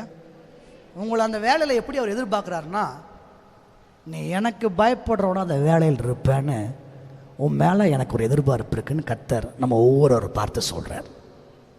நான் தான் உன்னை உட்கார வச்சேன். இதில் நீ எப்படி இருக்குன்னு விரும்புகிறேன்னா, நீ கர்த்தருக்கு பயப்படுறவன் இருக்கணும்னு விரும்புகிறேன்ற. அல்லேலூயா. உண்மையிலேயே கர்த்தருக்கு பயப்படுறவன் நம்ம வேலையில் நம்ம நிரூபிக்கிறோமா? வேலையில் ஒரு வித்தியாசமான சோதனை வந்துக்கிட்டே தான் இருக்கும். நம்ம செய்ய வேண்டிய வேலை இருக்குது, வேண்டாத வேலையும் சில, அதான் சோதனை. வேண்டாத வேலையெல்லாம் வந்து நம்மளை கதவை தட்டிக்கிட்டு இருக்கும். அப்புறம் சம்பளம்னு ஒன்று வரும், அப்புறம் ராங் ட்ராக், சைட் ட்ராக் ஒன்று வரும். அப்போ அதுலேயும் சம்பாதிக்கலாம். ஆனால் கர்த்தர் நமக்கு கொடுத்த வேலையில் நமக்கு வழின்னு ஒன்று வச்சுருப்பார். எப்போ இது உன் வேலை, இது நீ செய்யணும், இது உனக்கான வழி, இதுதான் உன்னோட சோர்ஸ். அவனோட கர்த்தர் நம்ம நம்பி அப்படியே போகணும், அந்த சோர்ஸை தான் பார்க்கணும். இந்த சைடில் ஒரு தவறான ட்ராக் இருக்கும், அதை ஓப்பன் பண்ணி விட்டீங்க அந்த கேட்டன்னா எல்லா தவறான இன்கமும் உள்ள வரும். நம்ம வர வருமானம் நேர்மையாக வருதா குறுக்கு வழியில் வருதா ஒரு தேவனுடைய பிள்ளை எப்பொழுது ஆராயணும். அல்லேலூயா. செய்யுங்க, நீங்கள் செய்யுங்க. நீங்கள் ஒருத்தர் 5 தொழில் கூட செய்யுங்க. பிஸ்னஸ் பீப்புளாக என் சபையில் இருக்குது, எனக்கு இதோட சந்தோஷம் வேறு ஒன்று இல்லை. நான் மாத்துறேன், பிஸ்னஸ் பண்ணுற கூட்டம் வச்சா 45 பேர் 50 பேர் வராங்க. 50 பிஸ்னஸ் மேன் வச்சுருக்க பாஸ்டர் நான். எவ்வளோ பெரிய ஆளாக இருக்கணும்னு பாருங்களேன். செய்யுங்க, சந்தோஷம். ஆனால் இந்த பிஸ்னஸை பற்றி ஒரு தெளிவு நமக்கு இருக்கணும். நான் செய்கிற பிஸ்னஸ்ஸு உண்மையான பிஸ்னஸ்ஸு, நேர்மையானது, எனக்கு வர வருமானம் நேர்மையான வருமானம் அப்படின்ற ஒரு தேவனுடைய பிள்ளைக்கு தெளிவு இருக்கணும். ஹல்லேலூயா. ஏன்னா அந்த வேலையில் தேவனுக்கு பயப்படுறவன் நம்ம நிரூபிக்கணும் கர்த்தர் விரும்புகிறார். ஒரு நல்ல உதாரணத்தை ஒரு போதகர் சொன்னார். ஒரு ஆஃபீஸில் வேலை பார்க்கக்கூடிய ஒருத்தர், அவரை வந்து தேவன் வந்து ஒரு கட்டத்தில் ரட்சித்துட்டார். இந்த கிளரிக்கல் ஒர்க்கெல்லாம் பார்ப்பார், எழுத்து வேலையெல்லாம் பார்ப்பார். தேவன் ஒரு கட்டத்தில் அவர் ரட்சித்த உடனே அவருக்கு வந்து பரிசுத்த ஆவியோட அபிஷேகத்தை பெற்றுக்கொள்ளணும்னு வாஞ்ச. அந்த ரட்சிப்புக்குள்ளே ஆவியோட அபிஷேகத்தில் நடத்தப்படும் பொழுது இவருக்குள்ள ஒரு உணர்வு வந்திருக்கு. நேர்மையல்லாமல் அல்லது எனக்கு சொந்தமானது அல்லாத எந்த ஒன்றை நான் எடுக்க மாட்டேன், வைத்துக்கொள்ள மாட்டோம். அவருக்குள்ள பெரிய ஒரு மனசில் ரொம்ப பாரம் வந்திருக்கு. சகைக்கு வந்துச்சு பார்த்தீங்களா? நான் யார்கிட்ட அநியாயமாக வாங்கினா நாளை தானே திருப்பி கொடுத்துட்றேன் அப்படின்னு சொன்னார் பார்த்தீங்களா? அந்த மாதிரி ஒரு உணர்வு இவருக்குள்ள வரவே, ரட்சிப்பு கொடுத்த உணர்வு வரவே, தன்னுடைய வீட்டுக்கு போனால் நிறைய குட்டி குட்டி பென்சிலாக இருந்திருக்கு. எல்லா பென்சிலையும் எடுத்துகிட்டு ஆஃபீஸ்க்கு போயிருக்கார். உள்ள அவரோட மேலே அவ்வளோ மேனேஜர் உட்காந்துருந்துருக்கார். ஆஃபீஸுக்குள்ளே போய் மேனேஜர்கிட்ட போய் ஹேண்ட் ஓவர் பண்ணியிருக்கார். இந்த பென்சிலாக நிறையா இந்த பென்சிலை வச்சுருக்கார் மேலே. என்னப்பா அது? நான் ரட்சிக்கப்பட்டிருக்கேன், இயேசுவின் பிள்ளையாக நான் மாறிட்டேன், அதனால நான் இதெல்லாம் கொண்டு இது என்னது இது முதல்ல அதை சொல்ல. ரட்சிக்கப்பட்டிருக்கேன், இயேசுவின் பிள்ளைன்ட்டா என்ன இது? ஐயா, நான் ஒவ்வொரு முறையும் கணக்கு எழுதுவேன். கணக்கு எழுதுனா பென்சில் என்ன ஆயிரும்னா கொஞ்சம் சின்னதாகும். சின்னதாகனா நான் பயன்படுத்தலாம். ஆனால் நான் என்ன பண்ணுவேன்னா, அந்த பென்சில் போச்சு, அடுத்த பென்சில் கணக்கு எழுதிடுவேன். ஆனால் அந்த மீந்து போகிற ஒவ்வொரு பென்சிலையும் என் வீட்டுக்கு கொண்டு போய் வச்சு என் பிள்ளைகளுக்கு எழுத கொடுப்பேன். அதுக்காகவே என்ன பண்ணுவேன், பென்சிலாக ஒரு மாதம் ஆச்சா, ரைட் ஓகே, பென்சில் முடிஞ்சு போச்சு, அவ்வளோதான், வேறு பென்சில் வேறு பென்சில் வேறு பென்சில் கணக்கு எழுதி பென்சில்லாம் வீட்டில் இருக்குது. ஆனால் என்றைக்கு ரட்சிக்க போட்டோம், ஏசி என் சொந்த ரட்சியாக எடுக்கணும், அன்றைக்கி ஏசியை மனதுக்குள்ள தெளிவாக சொல்லிட்டாரு. அநியாயமாக எந்த ஒன்றும் வீட்டுக்குள்ளே இருக்கக்கூடாதுன்ட்டாரு. எனக்கு தெரிஞ்சதெல்லாம் இதுதான். இந்த பென்சிலை எடுத்துகிட்டு அப்படியே கொண்டு வந்துட்டேன். இந்த மேனேஜர் அரண்டு போயிட்டார். இப்படி ஒரு தெய்வம் ஒரு பென்சிலை கூட உணர்த்தி காண்பித்து ஒருத்தன் ஒப்பு கொடுக்கணும்னு சொல்லக்கூடிய ஒரு தெய்வம் இருக்குன்னா அந்த தெய்வம் தான்ப்பா ஒரு பெரிய தெய்வம் என்று இந்த மேனேஜர் சாட்சி கொடுத்தாராம். நம்முடைய வேலையில் எப்படி ஒரு இன்டர்நேஷனல் மேன் ஆஃப் காட் ஒரு முறை சகையை குறித்து பிரசங்கம் பண்ணி கொண்டிருக்கிறார். அப்பொழுது ரொம்ப உறுதியாக சுவிசேஷ வார்த்தைகள் புறப்பட்டு வந்திருக்கு. உன் வீட்டில் அநியாயமாக ஒன்று இருக்கும் பொழுது ரட்சிப்பு வர முடியாது.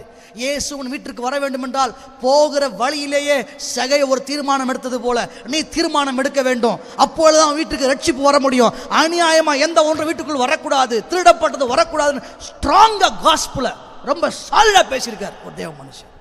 கூட்டம் முடிஞ்ச உடனே அடுத்த நாள் ஒரு தம்பதி கணவனும் மனைவியும் அவரை பார்க்கறதுக்காக கண்ணீரோடு வந்து நின்றுருக்கிறார். விஷயத்தை கேட்டிருக்கார். என்ன விஷயம்? என்ன, அந்த வீட்டுக்காரு ஒரு பெரிய ஃபர்னிச்சர் கம்பெனி, அந்த பட்டணத்தில் மிகப்பெரிய ஃபெமிலியரான ஒரு கம்பெனி, அந்த கம்பெனியில் ஒரு manager. It's a true one. அந்த கம்பெனியில் மேனேஜர். அப்போ சொல்லியிருக்காரு, ஐயா நான் தான் என் கம்பெனிக்கு மேனேஜர், என் ஓனர் என்னை ரொம்ப நம்புவார். ஆனால் நேற்று உங்கள் செய்தியை கேட்டபொழுது ரொம்ப குத்தப்பட்டேன். நான் நல்ல பிஸ்னஸை கொடுத்துருக்கேன். ஆனால் நான் என்ன பண்ணுவேன்னா எப்பொழுதுமே 2 ஃபர்னிச்சர் செட் போகும்பொழுதே ஒரு ஃபர்னிச்சர் செட்டை எடுத்து நான் தனியாக வச்சுருவேன், தனியாக விற்றுருவேன். அந்த எதையும் நான் கேட்க மாட்டேன், யாரும் கேட்க மாட்டேன். ஏன்னா பிஸ்னஸ் போயிட்டே இருக்குது, தெரியாது. அந்த சம்பாத்தியில் எனக்கு வந்துருச்சு, பெரிய வீடு இருக்குது, இன்றைக்கி எல்லாம் இருக்குது. ஆனால் நான் வந்த வருமானம் எல்லாம் தவறுதலான வருமானம். நேற்று நீங்கள் சொல்லும் பொழுது இயேசு எனக்கு வேணும், ரட்சிப்பு எனக்கு வேணும், என் வீட்டுக்கு ரட்சிப்பு வேணும் சொல்லும் பொழுது என்னால் தாங்கவே முடியல. எனக்கு என்ன பண்ணுறேன்னு தெரியல. இது மட்டும் தெரிஞ்சுட்டா என் வாழ்க்கையே முடிஞ்சுது.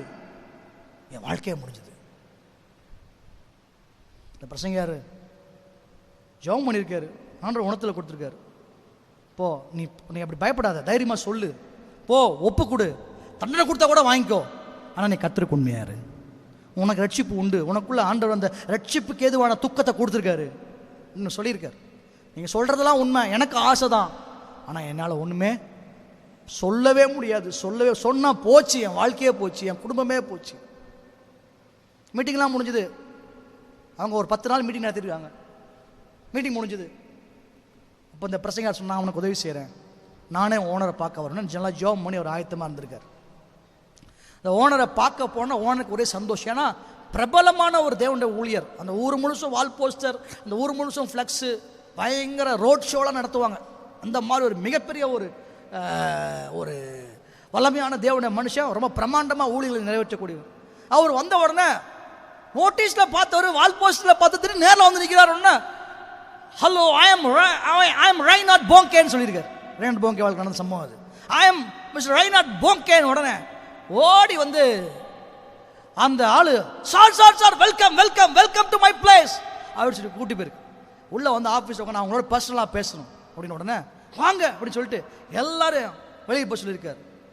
இவர் உங்களுடைய மேனேஜர் இவர். உடனே ஆமாம், அவர் மூலமாக தான் நான் இங்கே வந்தேன் இருக்கார். இவருக்கு ஒரே சந்தோஷம்.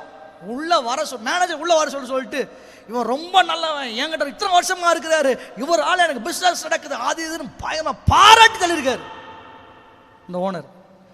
இவர் பாராட்ட பார்த்தோன்னா ஊழியக்காருக்கே பார்த்துட்டு வந்துருச்சு. ஐயோ நம்ம ஏதாவது பேசி, ஆனால் அவர் தாங்க, அவரை பற்றி தான் ஒரு விஷயத்த பேசலான்னு வந்தோன்னு, என்ன வேணும் அவருக்கு, என்ன உதவி பண்ணணும் நீங்கள் சொல்லுங்கள், அவரே கேட்டுக்கலாமே, நீங்கள் வந்து தட்டுவா சொல்லுங்க அப்படின்னு உடனே, இல்லை அவர் தப்பு பண்ணிட்டாரு அப்படின்னு முகம் மாறி இருக்கு.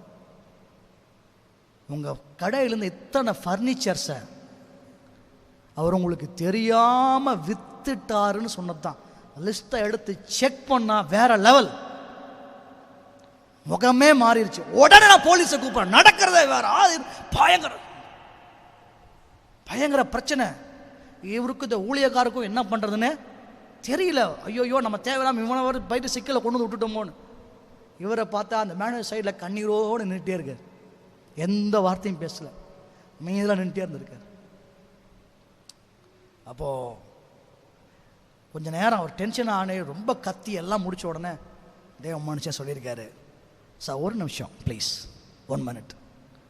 இவன் வந்து ஏமாற்றணும்னு நினச்சிருந்தா இத்தனை நாள் ஏமாற்றணும் உங்களால் கண்டுபிடிக்கவே முடியல, தொடர்ந்து ஏமாற்றிட்டு இருந்திருப்பார். ஆனால் ஏசு ஒரு சந்திச்சதுனால இனி ஏமாற்றக்கூடாதுன்னு மட்டும் இல்லாமல் உண்மையை சொல்லிடணும்னு வந்து நிற்கிறான். திருந்தணும்னு நினைக்கிறவனுக்கு ஒரு வாய்ப்பு கொடுங்க, கிவ் ஹிம் 1 chance, ஒரே ஒரு வாய்ப்பு கொடுங்க.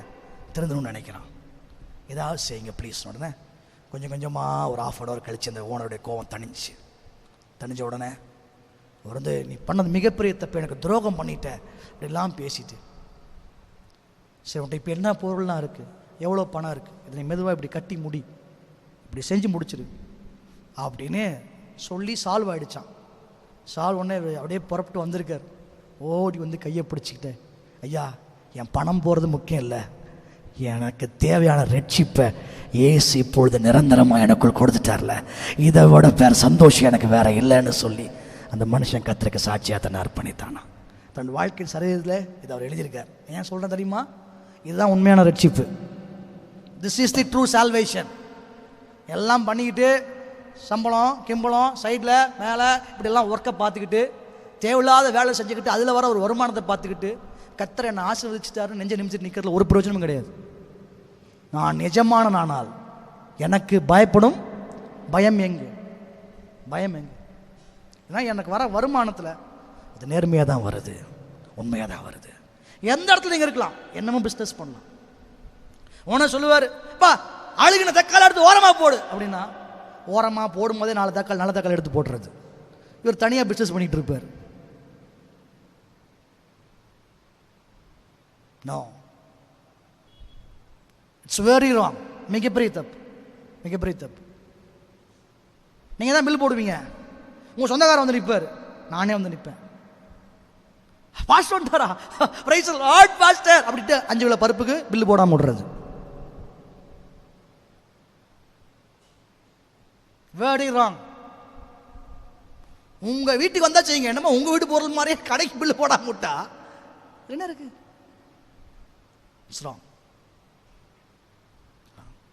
கெட்டு போன எல்லாத்தையும் எந்த போடுனா கூட நான் நல்லது போடுறது.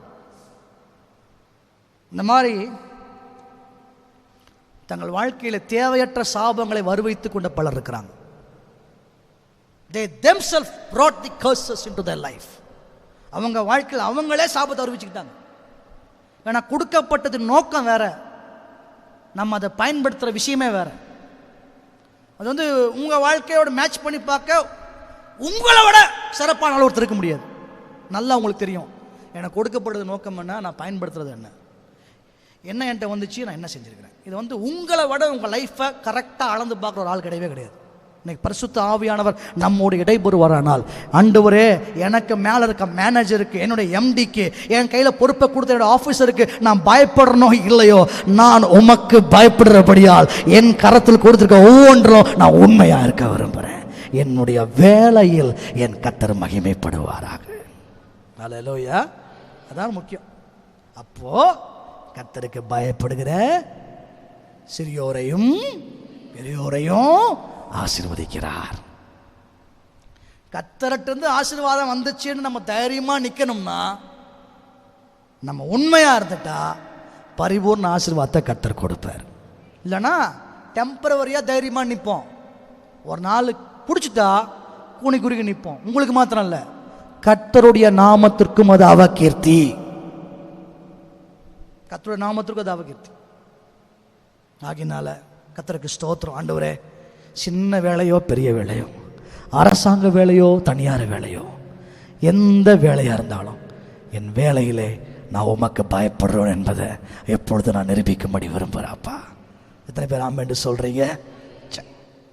மூணாவது, 1:10 கர்த்தருடைய காரியத்தில் அவங்களுக்கு இருக்கிற விஷயத்தை பற்றி பேசுகிறார். பயம் இல்லைன்றார்.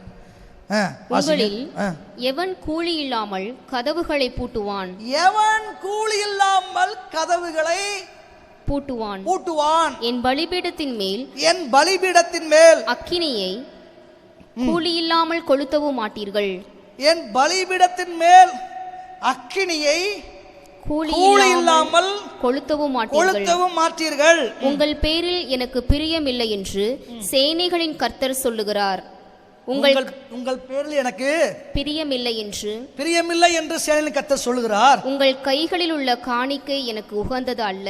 உங்கள் கைகளில் உள்ள காணிக்கை எனக்கு உகந்தது அல்ல. பேசுறாரு பாருங்களேன். யாருப்பா பிரதிபலன் இல்லாம அல்லது கூலி இல்லாம கதவை பூட்டுவான்? அடுத்து இன்னும் தெளிவா சொல்லிட்டாரு, என் பலிபீடத்தின் மேல் அக்கினி இல்லாமல் கூலியையே நீங்க என்ன பண்ண மாட்டீங்க, கொளுத்த மாட்டீங்கன்ற. எதிர்பார்ப்பு இல்லாம தேவ விஷயத்தை செய்ய மாட்டீங்க. அதுலதான் தேவனுக்கு பயப்படுற பயத்தை விளங்க பண்ணணும். எப்படின்னா கர்த்தருக்கு அடுத்த காரியத்தில். அல்லேலூயா. நமக்கு தேவன் சில விஷயத்தை கொடுத்துருப்பார். எதிர்பார்ப்பு இல்லாம கர்த்தருக்காக செய்யணும். ரொம்ப கஷ்டம் அது, ரொம்ப கஷ்டம். எதிர்பார்ப்பு இல்லாம செய்யணும். அதாவது ஒரு கதவை பூட்டுறது கூட நீ என்கிட்ட கரெக்டாக கூலி கேட்டுருவேன். அந்த பலிபீடத்தில் அக்கினி கூட பார்த்தா சின்ன வேலையை நடத்த மாட்டேன். அதுக்கு ஒரு எதிர்பார்ப்பு உங்ககிட்ட இருக்கும், இருந்துகிட்டே இருக்கும். என் விஷயத்துல எதிர்பார்ப்பு இல்லாம என் கர்த்தருக்காக நான் செய்வேன்னு செஞ்சா நம்ம யாருன்னு கேட்டா கர்த்தருக்கு பயப்படுறவர்கள். அல்லேலூயா. என்ன ஒன்று சின்ன விஷயமா இருக்கட்டும், அதை செய்யணும்னா கூட அதுல ஒரு பிரதிபலன் எதிர்பார்க்கிறது. அந்த மைண்ட் செட் நமக்கு இருந்தால் அதை மாற்றிக்கணும். எங்கள் அப்பா தான் அடிக்கடி சொல்லுவாங்க, சில சபைகளில் பார்த்தா டியூப்லைட்டில் முழுசாக பேராக இருக்கும். ஏன்னா அவர் வாங்கி கொடுத்தாரு. வெளிச்சம் வருதா இல்லையா, வெளிச்சம் வரும்போதெல்லாம் அவர் பேர் வந்துடும். அந்த மாதிரி சிலருக்கு சில மைண்ட் செட் இருக்கும். ஃபேனில் பேர் இருக்கும், அதில் பேர். எப்படின்னா முக்கியம் என்ன, ஃபேன் ஓடுதா இல்லையா பேர் இருக்கணும். இந்த மைண்ட் செட்டை தேவன் விரும்புறதே இல்லை.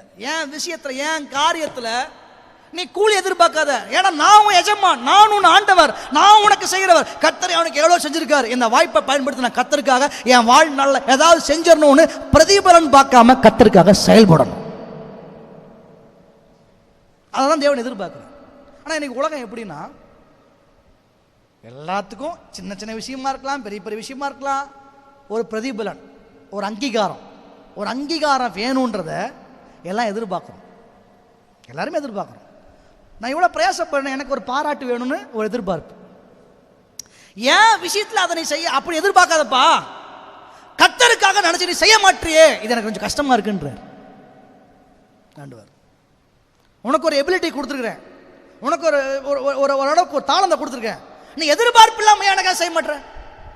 நீ எல்லாத்தையும் என்கிட்ட எதிர்பார்த்துக்கிட்டே இருக்கிற, மற்றவங்க எதிர்பார்க்கிற, அங்கீகாரத்தை எதிர்பார்க்கிற, தேடுற. நோன்ற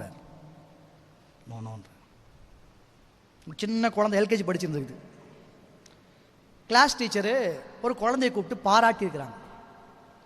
பாராட்டி இப்படி பண்ணியிருக்கா, வெரி குட், இல்லை இவ்வளோ கைத்தட்டு அப்படின்னா எல்லாரும் கைத்தட்டி இருக்காங்க. முடிஞ்சிருச்சு, ஸ்கூல் முடிஞ்சிது. கிளாஸில் உள்ள ஒரு பொண்ணு மாத்திரம் கரெக்டாக அந்த டீச்சர்கிட்ட டியூஷன் போகிறான். இந்த குழந்தை டியூஷனுக்கு சாயங்காலம் போயிருக்கு. டியூஷனுக்கு போன குழந்தை கூட ஒரு ரப்பர், புது ரப்பர் ஒன்று எடுத்துகிட்டு போயிருக்கு.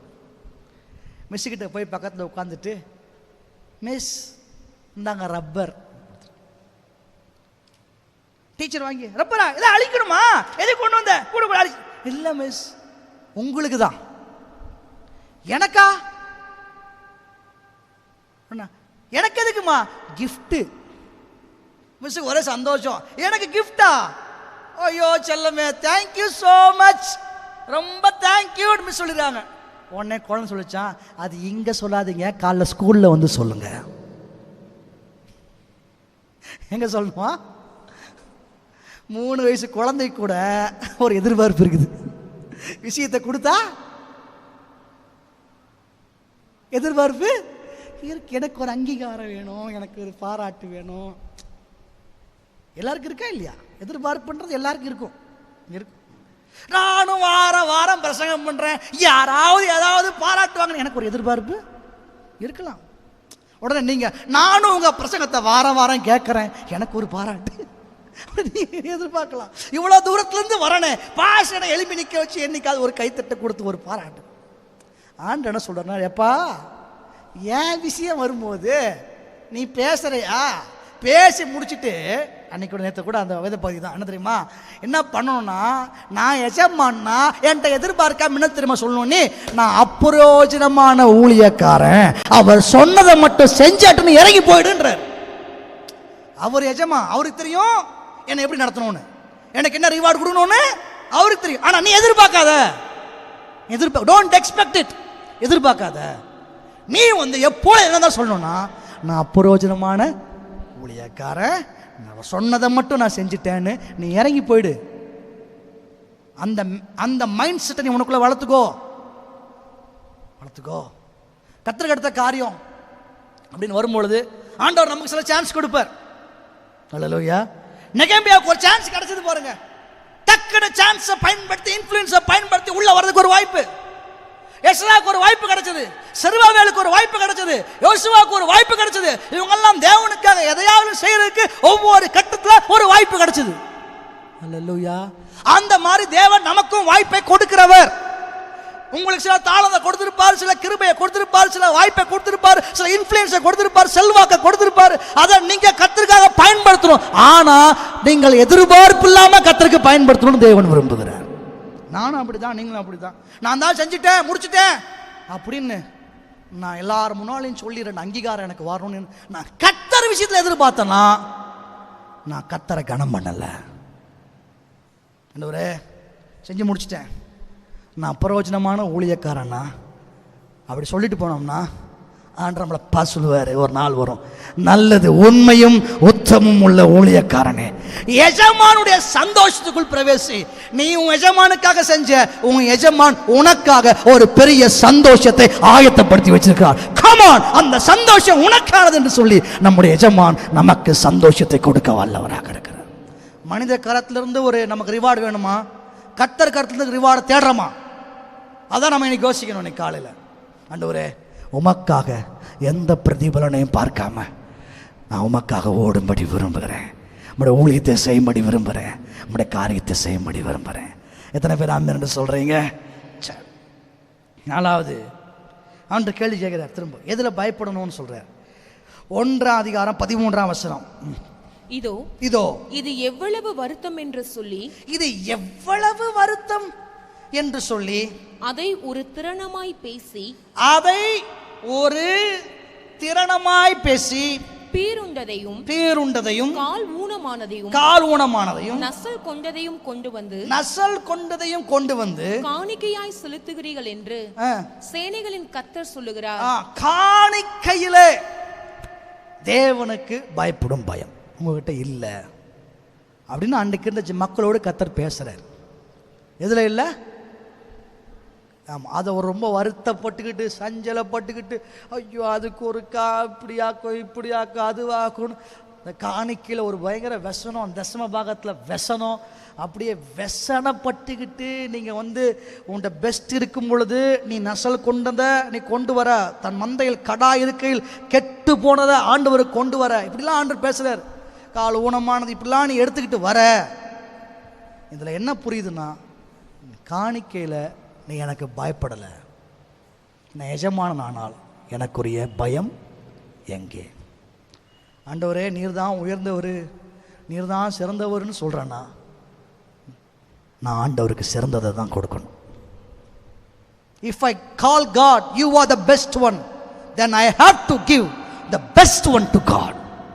தேவன் தான் சிறந்தவர் என்று சொல்கிறேன் என்றால் என்னிடத்தில் உள்ள சிறந்ததை தான் என்ன பண்ணணும்? தேவனுக்கு கொடுக்கணும். கொடுக்கணும். கர்த்தருக்கு கொடுப்பதில் நான் தெய்வன் மேலே எனக்கு இருக்கிற பயத்தை நான் காண்பிக்க வேண்டும். அல்லேலூயா. ஆமாம், அடிக்கடி சொல்கிறோம், ஆண்டவர் உம்மை போல ஒருவர் இல்லைன்னு சொல்கிறோம். நீரே சிறந்தவன் சொல்கிறோம், எல்லாத்திலும் மேலானவன் சொல்கிறோம். அப்போது அவர் கொடுக்கும்போது மாத்திரம் எல்லாத்துலேயும் கீழான செலக்ட் பண்ணப்படாது.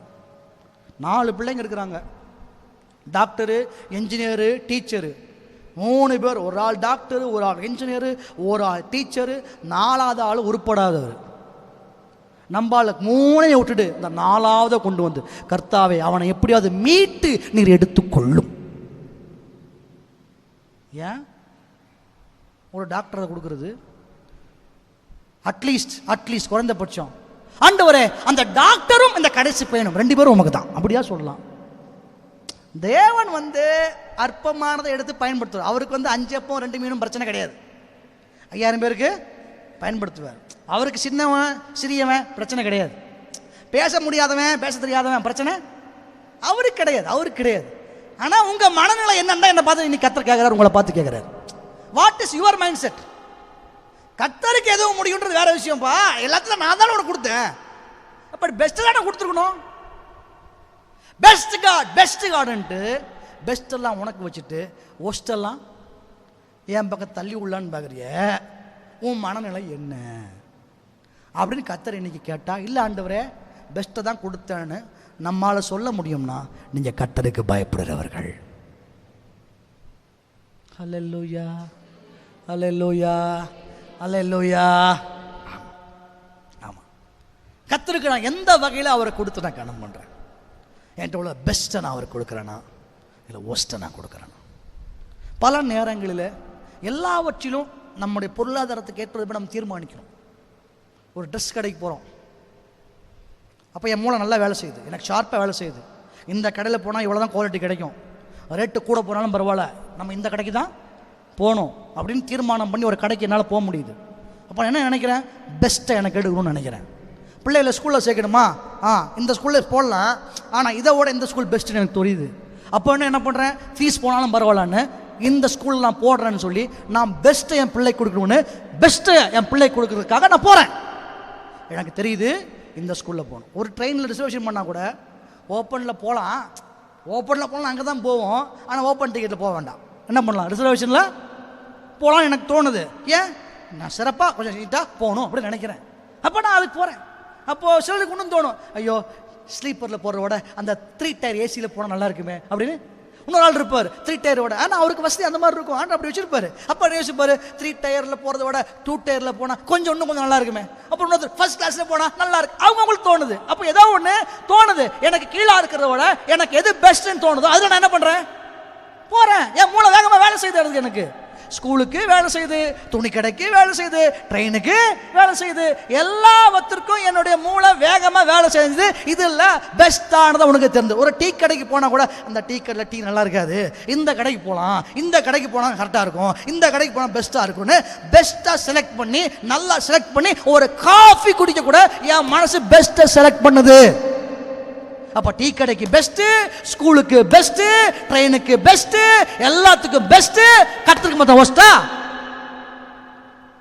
அப்போ என்ன பண்ணணும்? எல்லாத்துலையும் எப்படி என் மைண்டு பெஸ்ட்டுன்னு செலக்ட் பண்ணுதோ அப்படி எனக்கு ஒரு பெஸ்ட்டான தேவன் இருக்கிறார். அவருக்கு நான் எப்போ கொடுத்தாலும் அப்படிதான் என்கிட்ட உள்ளதில் சிறப்பானதை தான் அவருக்கு நான் கொடுக்க முடியும் விரும்புகிறேன். என்ன ஒரு திராணியில் வச்சிருக்காரு, என்ன ஒரு கெப்பாசிட்டிக்கு தேவன் கொண்டு போயிட்டார். அப்போ இதுக்கு மேலே நான் என் மைண்டில் எல்லாத்தையும் நான் அப்டேட் ஆகணும்னு நினைக்கிறேன். என் ஃபோனை செலக்ட் பண்ணால் கூட என் ஃபோன் இப்படி தான் இருக்கணும்னு எனக்கு தோணுதில்ல. அப்போ ஃபோனுக்காக இருக்கிற பறந்து விரிந்த என் மனசு, ஸ்கூலுக்காக இருக்கிற பறந்து விரிந்த மனசு, வீட்டுக்காக இருக்கிற பறந்து விரிந்த மனசு, பிள்ளைகளுக்காக இருக்கிற பறந்து விரிந்த மனசு, ஒரு காஃபி கூட இருக்கிற பறந்து விரிந்த மனசு தேவனுக்கு எப்படி குறுக்குச்சு? How it become crooked when you think about God. ஆண்டவனை கால அந்த கேள்வி கேட்க முடியும் விரும்புகிறார். ஆண்டவரே, ஒவ்வொரு நாள் நம்ம சொல்லணும், ஆண்டவரே நம்ம கொடுக்கும் பொழுது கூட என்கிட்ட கர்த்தனை வச்சிருக்கிற திராணிக்கு ஏற்ப பெஸ்டானதான் நான் நம்ம கொடுக்க முடியும் விரும்புகிறேன். அல்லேலூயா. அவருக்கு உண்டான தர்சனம் பாகமாக இருக்கட்டும், காணிக்கையாக இருக்கட்டும், பிள்ளைகளை அர்ப்பணிக்கிறதா இருக்கட்டும், ஒரு பொருளாக இருக்கட்டும். சில ஊழியங்களை தேவன் உங்களை தாங்கறதுக்கு வச்சிருக்காரா, சந்தோஷம். ஆனால் பெஸ்டானதான் கர்த்தர் கொடுக்குறன்றதை எப்போ நம்ம உறுதிப்படுத்தணும். ஒரு இல்லையா சொல்லுங்களேன். ஆமாம், அவர் ஏனென்றால் அவர் சிறந்த தேவன். சரி, இதை மாத்திரம் சொல்லி நான் முடிக்க, இதை விட அப்படி நாம் பயப்படுறவங்கன்னு இப்படி நம்ம நிரூபிச்சோன்னு வச்சுக்கோங்களேன். கர்த்தர் அவருக்கு பயப்படுற சிறியோரையும் பெரியோரையும் ஆசீர்வதி. எப்படி ஆசீர்வதிக்கிறாரு, எப்படி ஆசீர்வதிக்காருன்னு அதே மல்கியால போட்டிருக்கு. நீங்கள் 3ஆம் அதிகாரத்துக்கு வந்தீங்கன்னா 16ஆம் வசனம். அப்பொழுது கர்த்தருக்கு பயந்தவர்கள் ஒருவரோடு ஒருவர் பேசிக் கொள்வார்கள், கர்த்தர் கவனித்து கேட்பார். கர்த்தருக்கு பயந்தவர்கள் யாருங்கோ? நல்லா சொல்லுங்க. ஆமா, இந்த லெஃப்ட் சைடில் சொல்லுங்க பார்க்கலாம். எனக்கு லெஃப்ட் சைடில் உள்ள ஆண்கள் பக்கத்தில் உள்ளவங்க யாருங்க? அப்பா, எப்படியோ சத்தம் வந்துருச்சு. கர்த்தருக்கு ஸ்தோத்திரம். கர்த்தருக்கு பயந்தவர்கள் ஒருவரோடு ஒருவர் பேசிக்கொள்வார்கள், கர்த்தர் கவனித்து கேட்பார். கர்த்தர் கவனித்து கேட்பார். கர்த்தருக்கு பயந்தவர்களுக்காகவும் அவருடைய நாமத்தை தியானிக்கிறவர்களுக்காகவும் ஞாபக புஸ்தகம் ஒன்று அவருக்கு முன்பாக எழுதப்பட்டிருக்கிறது.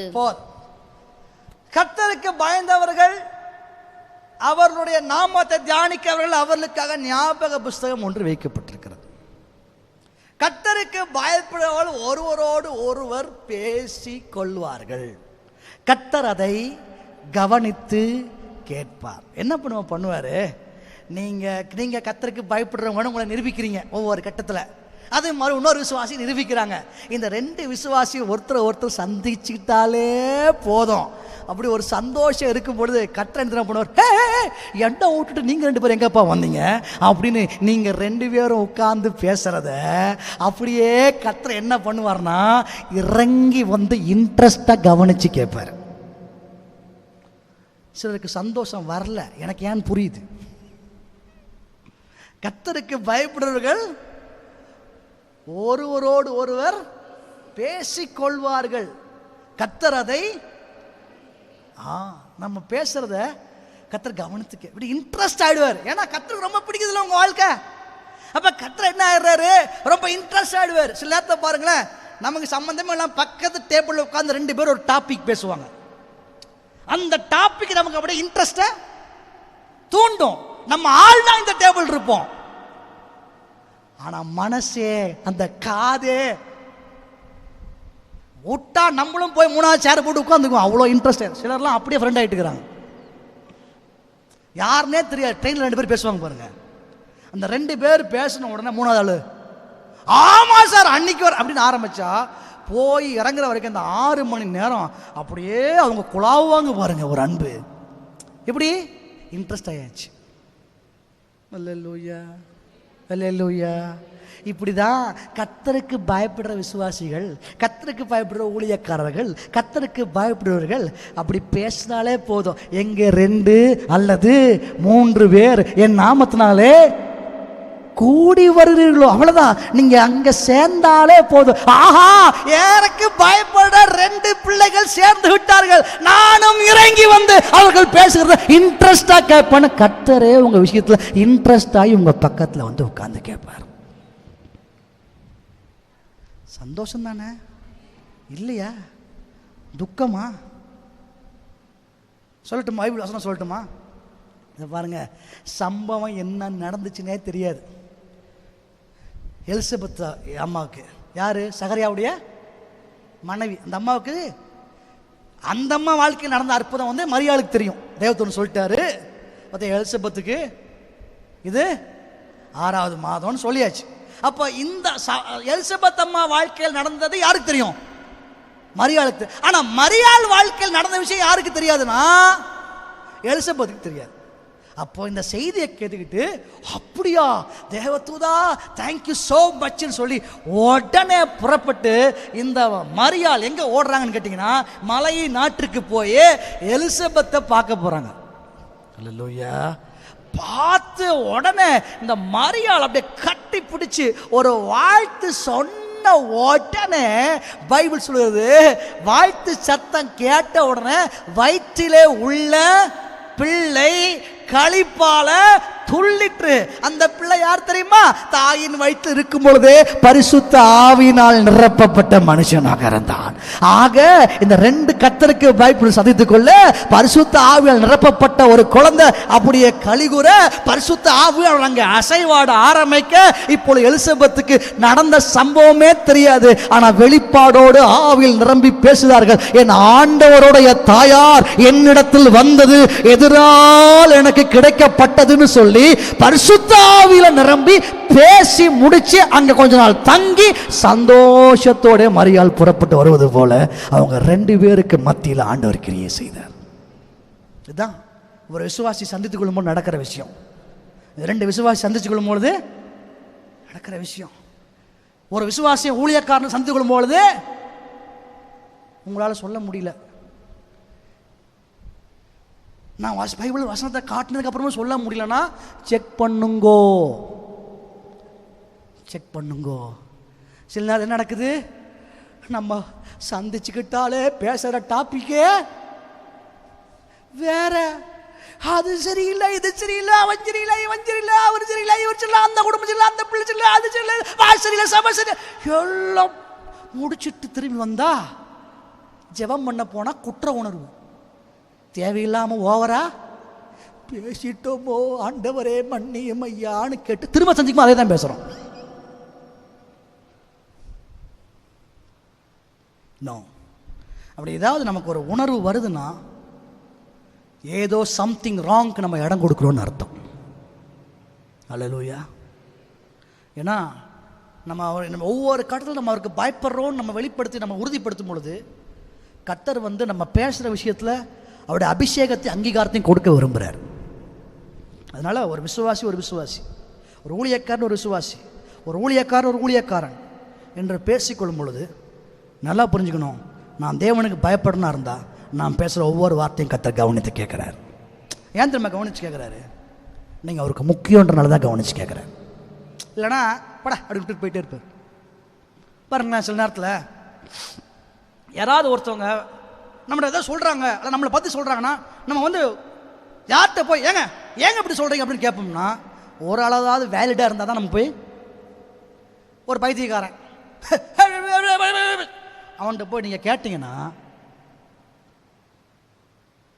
உங்கள் தகுதி நீங்கள் அப்போ என்ன பண்ணுறீங்க? இது பைத்தியம் அப்படி தான் பேசும். அப்போ அதை காது கொடுத்து என்ன பண்ணுறது? இல்லை, கேட்கறது இல்லை. ஒருத்தர் மதுபானம் நினச்சிட்டு வந்துட்டார், ஃபுல் மப்பில் இருக்கு. அப்படி ஏதாவது பேசலாம், நீங்கள் அவர்கிட்ட போய் பயங்கர விவரமாக சொல்லிக்கிட்டு இருப்பீங்களா? விளக்கம் கொடுத்து பிரயோஜனம் இல்லை. இது அவ்வளோதான். இது தெளிஞ்சால் மட்டும்தான் வேலைக்கு ஆகும். ரெண்டுமே அப்படி தான். பைத்தியமும் தெளியணும். இது ஒரு நாளில் தெளியும், ஒரு மாதத்துல ஏதோ தெளிஞ்சாதான் வேலைக்கு ஆகும். அது வரைக்கும் பேசி பிரயோஜனம் இல்லைன்னு ஒதுங்கிக்கிறோம். கர்த்தர் ஏன் நீங்கள் பேசுறதை கேட்குறாருன்னு புரிஞ்சிச்சா? நீங்கள் அவருக்கு முக்கியமானவங்க நினைக்கிறாரு. அதனால தான் நீங்கள் பேசுகிறத கவனித்து கேட்குறாரு. அந்த இடத்துல ஒரு அங்கீகாரத்தையும் ஆசீர்வாதத்தையும் கொடுக்க விரும்புகிறார். ஆகையினால ஒரு 2 கர்த்தருடைய பிள்ளையா 3 கர்த்தருடைய பிள்ளையா நம்ம சேர்ற இடமெல்லாம் கர்த்தருடைய பிரசனத்தை கொடுத்து கர்த்தர் ஆசீர்வதிக்கிறாரு. அதனால் நீங்கள் அப்படி பிரசனத்தை ஃபீல் பண்ணிங்கன்னா நான் உங்களுக்கு ஒரே க்ளூ தான் கொடுக்குறேன். நீங்கள் திரும்பி வரும்பொழுது, அந்த வீட்டை விட்டு, அந்த சந்திப்பை விட்டு திரும்பி வரும்பொழுது பரிசுத்த ஆவியானுடைய பிரசன்ஸை நீங்கள் உங்களில் ஃபீல் பண்ணுவீங்க. அப்படின்னா புரிஞ்சுக்கலாம், நம்ம இருந்த இடத்துல கர்த்தர் சந்தோஷப்பட்டிருக்காரு, மகிமைப்பட்டிருக்கிறாரு. அது வரும்பொழுது உங்களுக்குள்ள குற்ற உணர்வு இருக்காது. இல்லைன்னா தேவையில்லாத விஷயத்தை நம்ம பேசிட்டு வந்துட்டோமே அப்படின்னு ஜெபம் பண்ணும்போது மனசு உறுத்தும். ஒரு நாள் போராட்டம் இருக்கும். உங்களால் கர்த்தருடைய அபிஷேகத்தில் ஃப்ளோ ஆக முடியாதபடி தடையாக இருக்கும். நான் பார்த்துருக்கேன் சில நேரத்தில் சில ஊழியர்கள் கூட அப்படி பேசிட்டு முடிக்கும் போது ஜெபம் பண்ணணும், ஆண்டவரே நமக்கு தேவையான வார்த்தை பேச மன்னியும். ஏன் வந்துச்சு அது அப்படின்னா அங்கே நிறைய என்ன வந்துருச்சுன்னா தேவையில்லாத வார்த்தை வந்துருச்சு. ஆண்டவருக்கு ஸ்தோத்திரம். ஆண்டவர் விரும்புகிறார், எனக்கு பயப்படுற நீங்கள் பேசணும். நீங்கள் பேசும்பொழுது நான் உங்கள் மத்தியில் உட்காருவேன், நான் என் பிரசன்ஸால் நிரப்புவேன். அபிஷேகத்தில் நீங்கள் வளர்ந்தவங்களாக இருப்பீங்க. அல்லேலூயா. சரி, அடுத்தது பார்த்தீங்கன்னா என்ன ஆசீர்வாதம் நிறையா கொண்டு வந்தேன், அதை நான் சொல்லி முடிக்க விரும்புகிறேன். என்ன தெரியுமா? என் நாமத்தை தியானிக்கிறவர்கள், அதே வசனத்தில் கர்த்தருக்கு பயந்தவர்களுக்காகவும் அவருடைய நாமத்தை அவர் ஞாபகத்தை தியானிக்கிறவர்களுக்காகவும் ஞாபக புஸ்தகம் ஒன்று அவருக்கு முன்பாக ஆமா, நீங்க கூடி பேசும் பொழுது, அதாவது சில நேரத்தில் நம்மளால பேசாம இருக்கவே முடியாது. எப்படி? நம்மளை பத்தி இல்லை, யாரோ ஒருத்தர் பத்தி பேசாம அப்படி ஒரு ப்ராப்ளம் இருக்கும். எப்படி ப்ராப்ளம்? 2 பேர் சேர்ந்தா 3 பேர் சேர்ந்தா இல்லாத ஒருத்தர் இருக்கான் பார்த்தீங்கன்னா, அவரை பத்தி பேசுறதுல ஒரு இன்ட்ரெஸ்ட் இருக்கத்தான் செய்யுது. அப்போ நான் உங்களுக்கு இன்ட்ரோடியூஸ் பண்ற ஒரு ஆள், அவரை பேசுங்க. அவர் தான் ஆண்டவராக இயேசு. அவரை என்ன மெல்றீங்களோ மெல்லுங்க, அவரை மெல்ற அத்தனையும் உங்களுக்கு ஆசீர்வாதமாக தான் மாறும். என்றால் அவருடைய நாமத்தை தியானம் பண்றவர்களுக்காக ஒரு ஞாபக புஸ்தகமே வைக்கப்பட்டிருக்கான். ஏன்னா அவரை நாமத்தை நீங்க அறிய தியானம் பண்ண அவரை பற்றி ஒரு அறிவு நமக்குள்ள பெருகிக்கிட்டே வரும். அல்லேலூயா, சத்தமனாலே சொல்லுங்களேன். அந்த அறிவு பெருக பெருக பெருக பெருக ஏன் பைபிள் சொல்லுறது? அவன் இடத்தில் வாஞ்சியா இருக்கிறபடியால் விடுவிப்பேன், என் நாமத்தை அறிந்திருக்கிறபடியால் அவனை உயர்ந்த அடைக்கலத்தில் வைப்பேன் என் பைபிள் சொல்லுது இல்லை. ஆகினால் நீங்க பேசிக்கொண்டே இருக்கும் பொழுது உங்கள் ப்ரமோஷனுக்கான ஆர்டரை டைப் பண்ணி அனுப்புவார். ஏன் தெரியுமா? அவர் நாமத்தை பத்தி நான் பேசுறதுனால, அவரை அறிகிற அறிவில் நான் வளர்றதுனால எனக்கான உயர்வும் ப்ரமோஷனையும் பரலோகம் கொடுக்க வல்லமையுள்ளதாக இருக்கிறது. நாமத்திற்கு பயந்திருக்கிறவர்கள், அவங்க பேசும்போது கர்த்தர் கேட்கிறாரு. அவங்க அவரை தியானம் பண்ணும் பொழுது அதை கணக்கில் எடுத்து ஞாபக புஸ்தகத்தை எழுதி கர்த்தர் அவங்களுக்கான உயர்வை கன்ஃபார்ம் பண்றாரு. பைபிள் சொல்லுது, வார்த்தையை கவனிச்சு பார்த்தீங்கன்னா அதே அதிகாரத்துடைய 17ஆம் வசனம், கடைசி வசனம் நினைக்கிறேன், 17. என் சம்பத்தை நான் சேர்க்கும் நாளிலே அவர்கள் என்னுடையவர்களாய் இருப்பார்கள் என்று சேனைகளின் கர்த்தர் சொல்லுகிறார். அவங்க தான் என் சொத்துன்னு கர்த்தர் சொல்றாரு. ஒரு மனுஷன் தனக்கு ஊழியம் செய்கிற தன்னுடைய குமாரனை கடாட்சிக்கிறது, ஒரு மனுஷன் தனக்கு ஊழியம் செய்கிற தன்னுடைய குமாரனை கடாட்சிக்கிறது போல நான் அவர்களை கடாட்சிப்பேன். அப்படின்னா நான் அவங்க மேலே ரொம்ப மன உருக்கமாக இருப்பேன். ஷார்ட்டாக போட்டுமா அந்த ஒரு வசனத்தை? நீங்கள் அவர் செல்ல பிள்ளைன்னு அவர் நிரூபிப்பார். அவருக்கு பயந்துருந்தீங்கன்னா நீங்கள் யார்? செல்ல பிள்ளை. சாதா பிள்ளை மாத்திரம் இல்லை, என்ன பிள்ளை? செல்ல பிள்ளை. செல்ல பிள்ளை. அப்பாவுக்கு நீங்கள் செல்ல பிள்ளை. 10 பிள்ளை இருந்தாலும் வீட்டில் ஒரு பிள்ளை செல்ல பிள்ளையாக இருக்குமா இருக்காதா? பாஸ்டர் நான் அப்படிலாம் இல்லை, ரொம்ப கரெக்டாக 2 பிள்ளையும் 2 கண்ணு தான். கரெக்ட், ஒத்துக்கிறேன், நல்லது. ஆனால் அது எப்போ தெரியுமா? வயசானதுக்கப்புறம். 10 பிள்ளை இருந்தாலும் ஒரு பிள்ளை அப்பப்போ வந்து அப்பா சாப்பிட்டீங்களா, அம்மா சாப்பிட்டீங்களா, ஏதாவது நான் வாங்கிட்டு வரட்டுமா, உங்களுக்கு இது பிடிக்கும்ல, இன்றைக்கி உங்கள் பிறந்தநாள் ஆச்சு, உங்களுக்கு அது ஆச்சு, உங்களுக்கு இது ஆச்சுன்னு ஒரு பிள்ளை ஓடி வந்து கேட்கும்போது மனசு சொல்லும், 10 பிள்ளையும் நான் தான் பெற்றேன், 9 பிள்ளையும் நல்லா இருக்கட்டும், இந்த ஒரு பிள்ளை ரொம்ப நல்லா இருக்கட்டும். ஏன் ஏன் ஏன் ஏன் ஒரு தகப்பனுக்கு பணிவிடை செய்கிற குமாரனை தகப்பன் கடாட்சிப்பது போல தேவன் கடாட்சிப்பது. அப்போ ஒரு தனி பாசம் ஒரு பிள்ளை மேலே வருமா வராதா? சொல்லுங்க பார்க்கலாம். சான்ஸ் இருக்கா இல்லையா? இப்படி சொல்லட்டுமா? ஒன்று பைபிள் வந்து வரணும் சொல்லட்டுமா? எல்லா பிள்ளையும் யாக்கோபுக்கு தான் பிறந்தாங்க. ஆனால் அத்தனை பிள்ளைகளுக்கு மத்தியில் என் வயசான காலத்தில் எனக்கு ரொம்ப சந்தோஷமாக இருக்கான அந்த பிள்ளை, அவனுக்கு நான் ஒரு ஸ்பெஷல் ட்ரெஸ் வாங்கி தரேன்னு ஒரு சூப்பர் ட்ரெஸ்ஸை வாங்கி யோசேப்புக்கு யார் போட்டது? பாஸ்டர் வாங்கின தெரியும், யார் போட்டு விட்டான்னு தெரியாதுன்றீங்களா? ஏன் அப்படின்னா இந்த வயசான காலத்தில் எனக்கு ரொம்ப ஆறுதலாக இருக்கிற பையன். அல்லேலூயா. அப்போ ஒரு ஆதரவு வருதா? ஏன்னா அத்தனை பிள்ளைகளும் இந்த பிள்ளை 10 பிள்ளைல ஒரு பிள்ளை வந்து அப்படி திரும்ப திரும்ப கவனிக்குது. இன்னொரு பிள்ளை ஊர்லேருந்து ஃபோன் பண்ணுது, என்னம்மா நல்லா இருக்கிறியா அப்படின்னு. நல்லா வரலான்னு தான். ஐயோ வராத ட்ராவல் பண்ண ரொம்ப கஷ்டம், பத்திரமா அங்கேயே இரு, அண்ணன் பார்த்துக்குவான், அக்கா பார்த்துக்குவா. அப்படி ஒரு பிள்ளை சொல்லும்போது, அதையோ நான் தான் பெத்தேன், இதையும் நான் தான் பெற்றேன். ஆனால் ரெண்டும் ஒவ்வொரு மாதிரி இருக்குது. அது நல்லா தான் இருக்கணும். தாய் மனசு அப்படி தானே சொல்லும், தகப்ப மனசு அப்படி தானே சொல்லும், நல்லா இருக்கணும். ஆனால் இந்த பிள்ளை ரொம்ப நல்லா இருக்கணும்.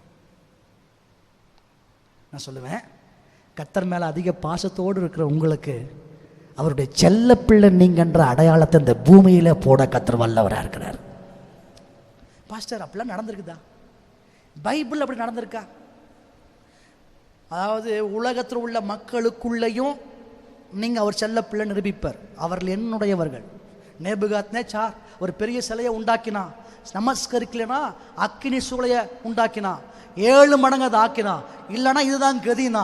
ஆனால் ஒரு 3 பிள்ளைங்க மாத்திரம் வந்து நின்றுட்டு எங்கள் அப்பாவை தவிர, எங்கள் ஆண்டவரை தவிர, எங்கள் தகப்பனை தவிர வேற யாரையும் நாங்கள் நமஸ்கரிக்க போவதில்லைன்னா உங்களுக்கு இதுதான்டா கதின்னு 3 பேரையும் தூக்கி உள்ளே போட்டா, நேபுகாத்நேச்சாரே, உனக்கு கீழே இருந்தாலும் அவர்கள் உன்னுடையவர்கள் அல்ல, அவர்கள் என்னுடையவர்கள் என்று நிரூபிக்கும்படிக்கு பரலோக தேவன் இறங்கி வந்து அந்த அக்கினி சூளையிலே 4வது நபராக ஊலாவி அவர்கள் தேவன் அவர்களுடையவர் என்பதை நிரூபிக்க அவர் வல்லவராக இருந்தார். அல்லேலூயா. அப்படி உங்க வாழ்க்கையில் சில சவால் வரலாம், சில போராட்டம் வரலாம். ஆண்டவர் நீங்கள் அவருடையவர்கள் என்று உங்களை நிரூபிச்சு காட்டி உங்களை கனப்படுத்த கர்த்தர் வல்லவராக இருக்கிறார். சில நேரத்தில் ஆவிக்குரிய வட்டத்தில் கூட அது நடக்கும். நாம் அவருக்கு பயப்படுறோம் நிரூபிச்சுட்டே வந்தால் போதும். நல்ல மினிஸ்ட்ரி, எல்லாரும் ஊழியக்காரங்க, ஒரே குடும்பம் வேற, ஒரே ஊழியம் வேற. யாரு? மீரியாம், ஆரோன், மோசே, 3 பேரும் ஊழியம் செய்கிறாங்க. அக்கா விட்டா பயங்கரமாக பாட்டாக பாடுவா, அட்டிச்சு கிளப்புவா. அண்ணனை விட்டா அழகா பேசுவார், அவ்வளோ அற்புதமாக பேசுகிறவர், அவரோட பிரதான ஆசாரியர். தம்பியை விட்டா அவரும் கொஞ்சம் பண்ணுவார் தான், இல்லைன்னு சொல்ல முடியாது. ஆனால் அவருக்கு திக்கு வாய். ஆனால் அவரும் நல்ல மினிஸ்ட்ரி தான். இப்போ 3 பேரும் ஒரு மனமாக தான் இருந்தாங்க, நல்லா தான் போச்சு. ஒரே குடும்பம் ஒரு பக்கம், ஒரே மினிஸ்ட்ரி ஒரு பக்கம், எல்லாம் போயிட்டு இருந்தா ஒரு நாள் 3 பேருக்கு முட்டிக்குச்சு. அல்லேலூயா, அல்லேலூயா. வராதோ? கர்த்தருக்கு ஸ்தோத்திரம். அன்னைக்கு உடனே பேசுறது, கர்த்தர் உன்னை கொண்டு மாட்ட பேசினாரு, என்ன கொண்டும் என்ன கொண்டு பேசுறாரு? மீரியாம் கொண்டு பேசலையா? மீரியாம் பாட்டு பாடலையா? மீரியாம் திருக்க இல்லையா? நான் ஆசாரன் இல்லையா? ஏன் அப்படின்னா இவங்களுக்கு எதிர்த்து மோசே வாழ பேசவே அவர் தான் சொல்றக்குள்ளே 10 வார்த்தை பேசிடுறானே, என்ன பேச முடியும்? ஒன்றும் பேச 3 பேரும் நின்றுக்கிட்டு இருந்தா 2 பேரும் ஊரு பார்க்க வரிஞ்சு கட்டுறாங்க மோசேவை. கர்த்தர் என்ன பண்ணாரு? 3 பேரும் நேரம் என்கிட்ட வா கூப்பிட்டார். 3 பேரும் போனாங்க. 3 பேரும் போனாங்க. என்னையும் பயன்படுத்திருக்காரு, உன்னையும் பயன்படுத்திருக்காரு, உன்னையும் பயன்படுத்திருக்காரு. உனக்கு நான் செலச்சவன் இல்லை. 3 1க்கு 1 அதே தான். 3 1க்கு 1 செலச்சது இல்லை. 3 போய் நிற்கு. ஆண்டவர் பேச ஆரம்பிக்கிறார். உங்களுக்கு என்ன பிரச்சனை? இதான் பிரச்சனை. சரி, உங்களில் ஒருவன் தீர்க்கதரிசி. அதே ஆண்டவர் பற்றி பேசுறாரு பாரு வர்றா. அப்படி இருந்தீங்கன்னா ஆரம்பிக்கிறார். அப்படி இருந்தீங்கன்னா நீ தீர்க்கதரிசியாகவே இரு, நீ ஆசாரியனாகவே இரு. உங்கள்கிட்ட நான் பேசியிருக்கேன், உன்னை பயன்படுத்திருக்கேன். உன்னை எப்படி பயன்படுத்தினேன்? உன்னிட்ட சொப்பனத்திலாவது, உன்னிட்ட தரிசனத்திலாவது நான் உன்னோட பேசியிருக்கேன். உங்கள் 2 பேர்கிட்ட இப்படி பேசியிருக்கேன். ஆனால் நீங்கள் குற்றம் சாட்டிக்கிட்டு இருக்கிறீங்களே, என் பிள்ளை, என் செல்ல பிள்ளை அந்த மோசையோடு நான் தீர்க்க தரிசனத்தில் பேசலை, சொப்பனத்தில் பேசலை, தரிசனத்தில் மாத்திரம் பேசலை, உங்கள்கிட்ட பேசாத விதத்தில் அவனிடத்துல நான் முகமுகமாக பேசியிருக்கிறேன். நீங்கள் 3 பேரும் எனக்கு முக்கியனாலும் மோசே என்னுடைய செல்ல பிள்ளை, நான் அவன் அந்த ஊழியத்துக்காக முன் குறிச்சேன்னு சொல்லி மோசேக்காக அந்த குடும்பத்துக்குள்ள தேவன் அன்னைக்கு நின்னது போல அவர் நாமத்திற்கு பயந்து உங்கள் சூழ்நிலைக்கு மத்தியில் கர்த்தாவே நீர் பார்த்து கொள்ளும் என்று இருப்போமையானால் எத்தனை பேர் நின்னாலும் உங்க குடும்பத்தில் நீங்க தான் செல்ல பிள்ளைன்றதை நிரூபிக்க ஒரு நாளும் வெட்கப்படவே மாட்டார். நீங்கள் என்னுடையவர்கள் என்று புறஜாதிகளுக்கு மத்தியில் நிரூபிப்பது மாத்திரமல்ல, நீங்கள் என்னுடையவர்கள், நீ தான் என் செல்ல பிள்ளை என்று சொல்லி, இவன் தான் நான் தெரிந்து கொண்டவன் என்று சொல்லி உங்கள் ஆவிக்குரிய வட்டங்களில் கூட உங்களை கர்த்தர் நிரூபிக்க வல்லவராக இருக்கிறார். இப்ப தெரியுமா? ஒண்ணுதான், நான் தேவனுக்கு பயப்படுகிறவன். இப்படி இருந்துட்டா போதும். அழகா வசனம் சொல்லுது, என் நாமத்திற்கு பயந்திருக்கிற உங்கள் மேல் நீதியின் சூரியன் உதிக்கும். அப்படி சட்டையின் கீழ் ஆரோக்கியம்.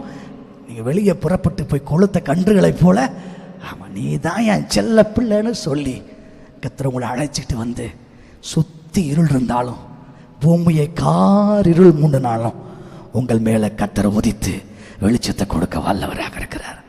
உங்களுக்காக ஒரு வெளிச்சம் காத்திருக்கிறது. உங்களுக்கு அவருடைய ஆரோக்கியத்தை கர்த்தர் கொடுக்க வல்லவராக இருக்கிறார். உங்களை ஓங்கி வளர செய்ய தேவன் வல்லவராக இருக்கிறார். உன்னை ஒன்று தான் நிரூபிக்கணும். ஆண்டவரே, நான் உமக்கு பயப்படுறனாகவே என் வாழ்க்கையை காத்துக்கொள்ளபடி விரும்புகிறேன். எல்லா கட்டத்திலும் நான் உமக்கு பயப்படுறவன். கர்த்தருக்கு பயப்படுற சிறியோரையும் பெரியோரையும் அவர் ஆசீர்வதிக்கிறார். எழும நிற்போமா? எழும நிற்போமா? இந்த தேவன் என்றென்றும் உள்ள காலமும் நமது தேவன், மரண பரியந்தம் நம்மை நடத்திடுவார். அநாதி தேவன் உன்னடைக்கலமே, அவர் நித்திய பூயங்களுன் ஆதாரமே. அநாதி தேவன் உன்னடைக்கலமே, அவர் நித்திய பூயம். இந்த தேவன் என்றென்றும் உள்ள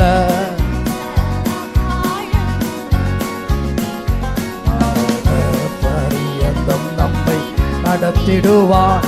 அநாதி தேவன், அவர் நித்திய பூஜைகளும். அநாதி தேவன், அவர் நித்திய பூஜைகளும் ஆதாரமே.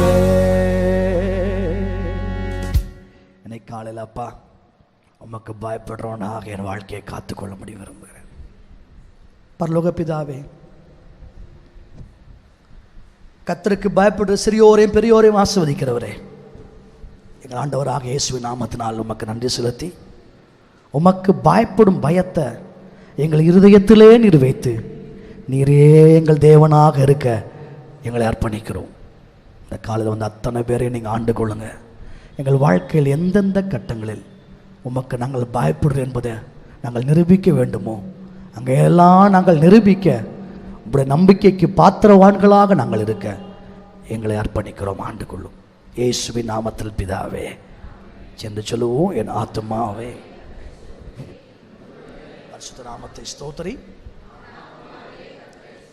கர்த்தர் செய்த சகல உபகாரங்களை மறவாது. நம்முடைய கர்த்தராகிய இயேசுவின் கிருபை, பிதாவாகிய தேவனுடைய அன்பு, ஆவியானவருடைய ஐக்கியம், வழிநடத்துதல் நம் அனைவரோடும் சகல பரிசுத்தவான்களோடும் கர்த்தருடைய வருகை மட்டும் நிலைத்திருப்பதாக. ஆமென். ஹல்லேலூயா. கர்த்தர் நம்மை ஆசீர்வதிப்பார், நம்மோடு இருப்பார். ஒரு வாழ்த்தி சொல்லலாம். இப்போ ஞானஸ்நானம் நடைபெறும். அதற்கு பிற்பாடு யாரை நான் பார்க்கணுன்னா ஞானஸ்நானம் ஆராதனைக்கு அப்புறம் பார்க்கலாம். ஸோ ஸ்ட்ரைட்டாக ஞானஸ்நானம் ஆராதனைக்குள்ளே நம்ம போக போகிறோம். தேங்க்யூ.